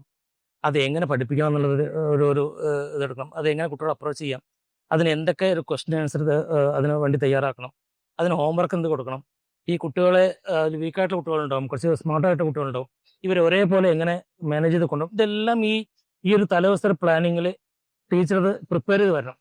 കുറേ അവർക്കത് എക്സ്പീരിയൻസിനും കുറേ അവർക്കത് ഇതാവുന്നുണ്ട്, ഹെൽപ്പ് ചെയ്യുന്നുണ്ട്. പക്ഷേ നിങ്ങൾ ടെക്നോളജി ഉപയോഗിക്കുകയാണെങ്കിൽ, നമ്മൾ ഈ ഡെവലപ്പ് ചെയ്ത് ഇതെല്ലാം വെച്ചിട്ടാണ് നമ്മൾ ഡെവലപ്പ് ചെയ്യുന്നത്. ഈ സോഫ്റ്റ്വെയർ ഡെവലപ്പ് ചെയ്യുന്നതിൻ്റെ ബാക്കിൽ ഒരു പാനലുണ്ട്. അത് ഈ ടെക്നോളജിയെ എങ്ങനെ ടീച്ചിങ് ഇതിലേക്ക്, ഇപ്പോൾ മാഷെ പോലത്തെ കുറേ വളരെയധികം അറിവുള്ള ആൾക്കാർ, ഇതിൻ്റെ ടെക്നോളജിയെ പറ്റി വളരെ അറിവുള്ള ആൾക്കാർ, ടീച്ചേഴ്സിനെ പഠിപ്പിക്കുന്ന കുറേ ആൾക്കാർക്ക് അതിൻ്റെ ബാക്കിലുണ്ട്. അപ്പോൾ നമുക്കത് റിയൽ സിനാരിയോയിൽ ഇത് എങ്ങനെ വർക്ക് ചെയ്യുന്നു എന്നുള്ളതനുസരിച്ചിട്ടാണ് നമ്മളത് സോഫ്റ്റ്വെയർ തയ്യാറാക്കുന്നത്. AI വളരെയധികം യൂസ് അതിലും കൺട്രോൾഡ് എൻവയറമെൻറ്റിൽ എന്ന് പറഞ്ഞാൽ സിലബസിനനുസരിച്ച്. AI എന്ന് പറഞ്ഞാൽ വേറെന്താണ്, നിങ്ങൾക്ക് AI കുറേ ഇൻഫർമേഷൻ ഇപ്പോൾ കൂടുതലാണ് കിട്ടുന്നത്. പക്ഷെ ഇതിലെന്താ നമ്മളെന്താ ചെയ്യുന്നത്, അത് വളരെ റെസ്ട്രിക്റ്റഡ് ആക്കി എങ്ങനെ വേണം എന്നുള്ളത് നമ്മൾ തീരുമാനിക്കും. ഒരു സിലബസിൻ്റെ ബേസിൽ മാത്രം ടീച്ചർക്ക് തീരുമാനിക്കാം ഇതിൽ എന്ത് കാണിക്കാം, ഇതിലെന്ത് കൊടുക്കണം കുട്ടികൾക്ക് എന്നുള്ളത് തീരുമാനിച്ച്, അത്രയും AI അങ്ങനെയാണ് നമ്മൾ ലേൺ ചെയ്ത് പഠിപ്പിച്ച് കൊണ്ടുപോകുന്നത്. അതാണ് നമ്മൾ ഇതിൻ്റെ R&D ഇതിൻ്റെ ബാക്കിൽ നടന്നുകൊണ്ടിരിക്കുന്നത്. ഇപ്പൊ ഇന്ന് രാവിലെ ഞാൻ ഓഫീസിൽ പോയിട്ട് ആ പാനൽ കണ്ടിട്ടുണ്ട്. ആ പാനലിൻ്റെ അകത്ത് എനിക്ക് വളരെ ഇൻട്രസ്റ്റിംഗ് ആയിട്ട് തോന്നിയ ഒരു കാര്യം എന്താന്ന് പറഞ്ഞു കഴിഞ്ഞാൽ, ഇപ്പം പിന്നെ ഒരു കുട്ടികളുടെ പെർഫോമൻസ്, ഇപ്പൊ ക്ലാസ്സിലുള്ള ടെസ്റ്റ് ആയാലും ക്വിസ് ആയാലും അതിലൊക്കെയുള്ള പെർഫോമൻസ് ഒരു സ്കോർ ബോർഡിലേക്ക് എൻ്റർ ചെയ്തിട്ട് ആ സ്കോർ ബോർഡിനെ അനലൈസ് ചെയ്തുകൊണ്ട് ഓരോ കുട്ടിയും ഏത് ഏരിയയിലാണ് വീക്കായിരിക്കുന്നത് എന്ന് ഈ സോഫ്റ്റ്വെയറിന് അറിയാൻ പറ്റി. ആ സോഫ്റ്റ്വെയറിന് അതിനനുസരിച്ചിട്ടുള്ള ഒരു റെമീഡിയൽ പ്ലാൻ ക്രിയേറ്റ് ചെയ്യാൻ പറ്റും. അങ്ങനെ ഓരോ കുട്ടിക്കും ഡിഫറെൻ്റ് ആയിട്ടുള്ള, അതായത് ടൈലർ മെയ്ഡ് റെമീഡിയൽ പ്ലാൻ ക്രിയേറ്റ് ചെയ്യും. അത് കുട്ടിയോട് പ്രാക്ടീസ് ചെയ്യാൻ പറഞ്ഞാൽ അവൻ ഏത് ഏരിയയിലാണോ വീക്കായിരിക്കുന്നത് ആ ഏരിയ സ്ട്രെങ്തൻ ചെയ്തിട്ട് അവന് ജയിപ്പിക്കാൻ പറ്റും. അങ്ങനെ ആകുമ്പോൾ ഒരു കുട്ടിയും തോക്കാത്ത ഒരവസ്ഥയിലേക്ക് കാര്യങ്ങൾ എത്തുന്നുള്ളതാണ്. നമ്മളെല്ലാവരും എയിം ചെയ്യുന്നത് 100% കുട്ടികൾ ജയിക്കുക എന്നുള്ളതാണ്. അതിനെ വളരെ സയന്റിഫിക് ആയിട്ട് എന്താ പറയുക, ഡാറ്റ ഡ്രിവൺ എന്നുള്ള രീതിയിൽ സയന്റിഫിക് ആയിട്ട് അതിനെ അപ്രോച്ച് ചെയ്യും. അതിന് ആ രീതിയിൽ തന്നെ പരിഹരിക്കാൻ ഈ സോഫ്റ്റ്വെയറിന് പറ്റുന്നുണ്ട്. അപ്പൊ ഞാൻ മനസ്സിലാക്കിയെടുത്തോളം അത്രയും വർക്ക് ഇത്തരം പാനലിന്റെ പിന്നിൽ ഉണ്ട് എന്നുള്ളതാണ്. ഈ സോഫ്റ്റ്വെയറിന് ഇതിന്റെ സ്കോപ്പ് ഭയങ്കരമാണ്. ഞാനിന്ന് പലയിടത്തും അവിടെ കണ്ടിട്ടുണ്ട്. ഇത് മാത്രമല്ല, ചില 3D പിന്നെ ആനിമേഷൻസ്, പിന്നെ അതുപോലെ തന്നെ നമുക്ക് ഇപ്പം ഞാൻ പറഞ്ഞുതരാം, ഇപ്പൊ ഒരു ജിയോമെട്രിയിൽ ഏതെങ്കിലും ഒരു രൂപം വരക്കണം എന്നുണ്ടെങ്കിൽ നമ്മളെ പിന്നെ ഇന്റലിജന്റ് റൈറ്റർ ടൂളൊക്കെ ഉപയോഗിച്ചിട്ട് ജസ്റ്റ് എങ്ങനെ വരച്ചു കഴിഞ്ഞാൽ അത് കറക്റ്റ് ഷേപ്പിലേക്ക് വരും. ഇതൊന്നും പണ്ട് നമ്മുടെ ബോർഡിൽ സാധ്യമേ ആയിരുന്നില്ല.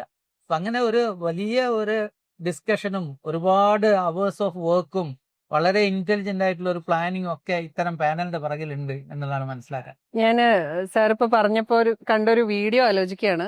അതിൽ കുട്ടികൾ വരച്ച ആനിമൽസ് ഇപ്പോ വളരെ കുട്ടികൾ വരയ്ക്കുമ്പോൾ നമുക്കറിയാലോ ആ ഒരു രീതിയിലുള്ള ഫോക്സിനെയും കോഴീനെയും ഒക്കെ വരച്ചിട്ട് അവരതിനെ സ്കാൻ ചെയ്തിട്ട് ഇത് എല്ലാം കൂടെ ഉള്ള, അതായത് ഇവരെല്ലാം ജീവനോട് കൂടി വന്നു കഴിഞ്ഞാൽ എങ്ങനെയെന്ന്. അപ്പം ആ ഒരു പാനലിനകത്ത് കാണിക്കുന്നത് ഇവർ ഓരോ കുട്ടികളും വരച്ച ആനിമൽസ് ആണ് പിന്നെ ആ സ്റ്റോറിയിൽ മുഴുവൻ വരുന്നത്. അപ്പൊ അത് കാണുമ്പം ഒരു കുട്ടിക്ക് ഉണ്ടാവുന്ന ഒരു സന്തോഷമുണ്ട്. അവൻ ക്രിയേറ്റ് ചെയ്ത ഒരു ആനിമലാണ് ആ ഒരു സ്റ്റോറിയിൽ ആ ഭാഗം അഭിനയിക്കുന്നത്. അപ്പം ഇതേപോലെ പല രീതിയിൽ നമുക്ക് ക്രിയേറ്റീവായിട്ടും കുട്ടികൾക്ക് ഇപ്പം ഇമോഷണലി അത്രയും ഹാപ്പിനെസ് കൊടുക്കുന്നത്. അപ്പം ചിലപ്പോൾ ഞാനൊരു കഴിവും ഇല്ല എന്ന് വിചാരിക്കുന്ന ഒരു കുട്ടിയുടെ വരച്ചൊരു ചെറിയൊരു പിക്ചർ ആയിരിക്കും അവിടെ ഒരു ആനിമലായിട്ട് അവർ കാണിക്കുന്നുണ്ടാവുക. അപ്പം അതൊക്കെ കുട്ടികളിൽ ഉണ്ടാക്കുന്ന ഒരു സന്തോഷം നമുക്ക് പറഞ്ഞറിയിക്കാൻ പറ്റാത്തതാണ്. ഇതാണല്ലേ സ്മാർട്ട് ടീച്ചിങ്ങിന്റെ ഒക്കെ റിസൾട്ട് എന്ന് പറയുന്ന സാധനം. നേരത്തെ സാറ് പറഞ്ഞ ഡാഷ്ബോർഡ്, അതൊക്കെയാണല്ലോ സ്മാർട്ട്നെസ് എന്ന് പറയുന്നത്. ഈ ടെക്നോളജി ഇല്ലാതെ നമുക്ക് മുമ്പോട്ട് പോകാൻ പറ്റില്ല. അതിന് എന്തെങ്കിലും ഡ്രോബാക്സ് ഉണ്ടെങ്കിൽ അത് കൃത്യമായിട്ട് എങ്ങനെ പരിഹരിച്ച് അതിനെ നമുക്ക് യൂസ്ഫുൾ ആയിട്ട് ഉപയോഗിക്കാം എന്നതിലേക്കാണ് നമ്മൾ ഇനി ഫോക്കസ് ചെയ്യേണ്ടത്. നമ്മൾ ടെക്നോളജി ഉപയോഗിക്കുന്ന കുട്ടികളെ ബ്ലെയിം ചെയ്തതുകൊണ്ടോ അല്ലെങ്കിൽ ടെക്നോളജിയെ ബ്ലെയിം ചെയ്തതുകൊണ്ടോ യാതൊരു കാര്യമില്ല നമ്മൾ മനസ്സിലാക്കേണ്ടത്. അതിനെ എങ്ങനെ നമുക്ക് വിദ്യാഭ്യാസ രംഗത്ത് നല്ല രീതിയിൽ ഉപയോഗിക്കാം, അതിനുള്ള ആപ്ലിക്കേഷൻസും അതുപോലെ തന്നെ അതിനുള്ള സോഫ്റ്റ്വെയറും അതിനുള്ള അന്തരീക്ഷമാണ് നമ്മൾ ഉണ്ടാക്കേണ്ടത്.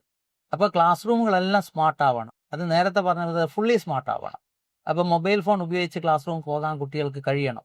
അത്തരം മൊബൈൽ ഫോണുകളും അത്തരം ഡിവൈസുകളും ടാബ്ലറ്റും ഒക്കെയാണ് നമ്മൾ ഇനി ഭാവിയിൽ ഉണ്ടാക്കേണ്ടത്. അപ്പോൾ അതിലേക്കാണ് നമ്മൾ മാറേണ്ടത്. സാർ പറഞ്ഞു വരുന്നത് പിന്നെ മറ്റൊന്നുമല്ല, ഗാഡ്ജറ്റുകളോടും പിന്നെ ടെക്നോളജിയോടും AI-യോടും ഒക്കെ ഉള്ള നമ്മുടെ ആ നെഗറ്റീവ് ആറ്റിറ്റ്യൂഡ് കൊണ്ട് ഇനി ഒരു ഗുണവും ഇല്ല. Blaming is simply A wastage of time എന്ന് വേണമെങ്കിൽ നമുക്ക് എന്ത് ചെയ്യാൻ പറയാം. ബ്ലെയിം ചെയ്തിരിക്കാതെ അതിൻ്റെ ഏറ്റവും പോസിറ്റീവായ വശങ്ങളെ ഏറ്റവും ഭംഗിയായിട്ട് ഉപയോഗിച്ച് കഴിഞ്ഞാൽ അത് എഡ്യൂക്കേഷണൽ സെക്ടറിലാണെങ്കിലും കോർപ്പറേറ്റ് സെക്ടറിലാണെങ്കിലും നല്ല റിസൾട്ട് ഉണ്ടാക്കാൻ ഉപകരിക്കും എന്ന വസ്തുത, യാഥാർത്ഥ്യം നമ്മൾ തിരിച്ചറിയുക. ഇത് ഇപ്പൊ ടെക്നോളജി പുറംതിരിഞ്ഞ് നിൽക്കുന്നവരൊക്കെ പുറകോട്ട് സഞ്ചരിക്കുക എന്നതേ ഉള്ളൂ. നമ്മളിപ്പോ മുന്നോട്ടാണ് സഞ്ചരിക്കേണ്ടത്. ഇപ്പൊ എല്ലാവരും കുറെ ആൾക്കാർ ട്രൈ ചെയ്യുന്നത് ഞാൻ നിന്നോട് തന്നെ നിൽക്കാൻ പുറകോട്ട് സഞ്ചരിക്കുക എന്നുള്ള. തീർച്ചയായിട്ടും ആറ്റിറ്റ്യൂഡ് നെഗറ്റീവ് ആണെങ്കിൽ അവർ കാലത്തിനൊപ്പം ഒരിക്കലും അവർക്ക് സഞ്ചരിക്കാൻ കഴിയില്ല, ഒരുപാട് പുറകിലായി പോകും. അതിന്റെ പ്രശ്നം എന്തായിരിക്കും എന്ന് വെച്ചാൽ മക്കളെ നന്നായിട്ട് നല്ല പാരന്റിങ് കൊടുക്കാൻ എന്താവില്ല, കഴിയില്ല. ബിസിനസ്സാണ് അവർ ഹോൾഡ് ചെയ്യുന്നുണ്ടെങ്കിൽ ബിസിനസ്സിനെ പ്രോഫിറ്റബിൾ ആക്കാനും അടുത്ത തലമുറക്ക് കൈമാറാനും എന്താവില്ല, കഴിയില്ല. റിയൽ ലൈഫിൽ പ്രോബ്ലം പറഞ്ഞുകൊണ്ടിരിക്കുന്നതിന് പകരം ഈ പ്രോബ്ലത്തിന്റെ സൊല്യൂഷൻ എന്താന്ന് കാണുക. കാരണം ഇതൊരു പ്രോബ്ലം ആയിട്ട് മാറ്റാതെ സൊല്യൂഷനിലേക്ക് കടക്കുക എന്നുള്ളതാണ് നമുക്കിവിടെ ഏതൊരവസ്ഥയിൽ, അതിപ്പോൾ റിലേഷൻഷിപ്പിലാണെങ്കിലും ഈ പറയുന്ന ടെക്നോളജിയുടെ കാര്യത്തിലും നമ്മൾ പ്രോബ്ലം കണ്ടുപിടിക്കാതെ കുറ്റം പറയാതെ അതിനെ എങ്ങനെ ഉപകാരപ്പെടുത്താന്നുള്ളതിലേക്ക് എത്തിക്കഴിഞ്ഞാൽ തീരാവുന്ന പ്രശ്നമേ ഉള്ളെന്ന് തോന്നുന്നു. ഇന്നത്തെ നമ്മുടെ ചർച്ചയിൽ ഒരുപാട് കാര്യങ്ങൾ നമ്മൾ ഡിസ്കസ് ചെയ്യുകയുണ്ടായി. അപ്പോൾ ആ ഒരു കാര്യങ്ങൾ ഇപ്പോൾ ഒരു എഡ്യൂക്കേഷൻ സിസ്റ്റത്തിലേക്കാണെങ്കിലും നമ്മുടെ പേഴ്സണൽ ലൈഫിലാണെങ്കിലും ഒരു കോർപ്പറേറ്റ് തലത്തിലാണെങ്കിലും ഈ പറഞ്ഞ കാര്യങ്ങളുടെ ഒരു ക്രീം എടുക്കാൻ കഴിയുകയാണെങ്കിൽ തീർച്ചയായും നമുക്ക് ഈ എല്ലാ മേഖലയിലും ഒരു വലിയ മാറ്റങ്ങൾ സൃഷ്ടിക്കാൻ, വിപ്ലവം തന്നെ സൃഷ്ടിക്കാൻ കഴിയുമെന്ന് ഞങ്ങൾ വിശ്വസിക്കുന്നു. ആ ഒരു വിശ്വാസത്തിലാണ് ഞങ്ങൾ ഈ ചർച്ച അവസാനിപ്പിക്കുന്നത്.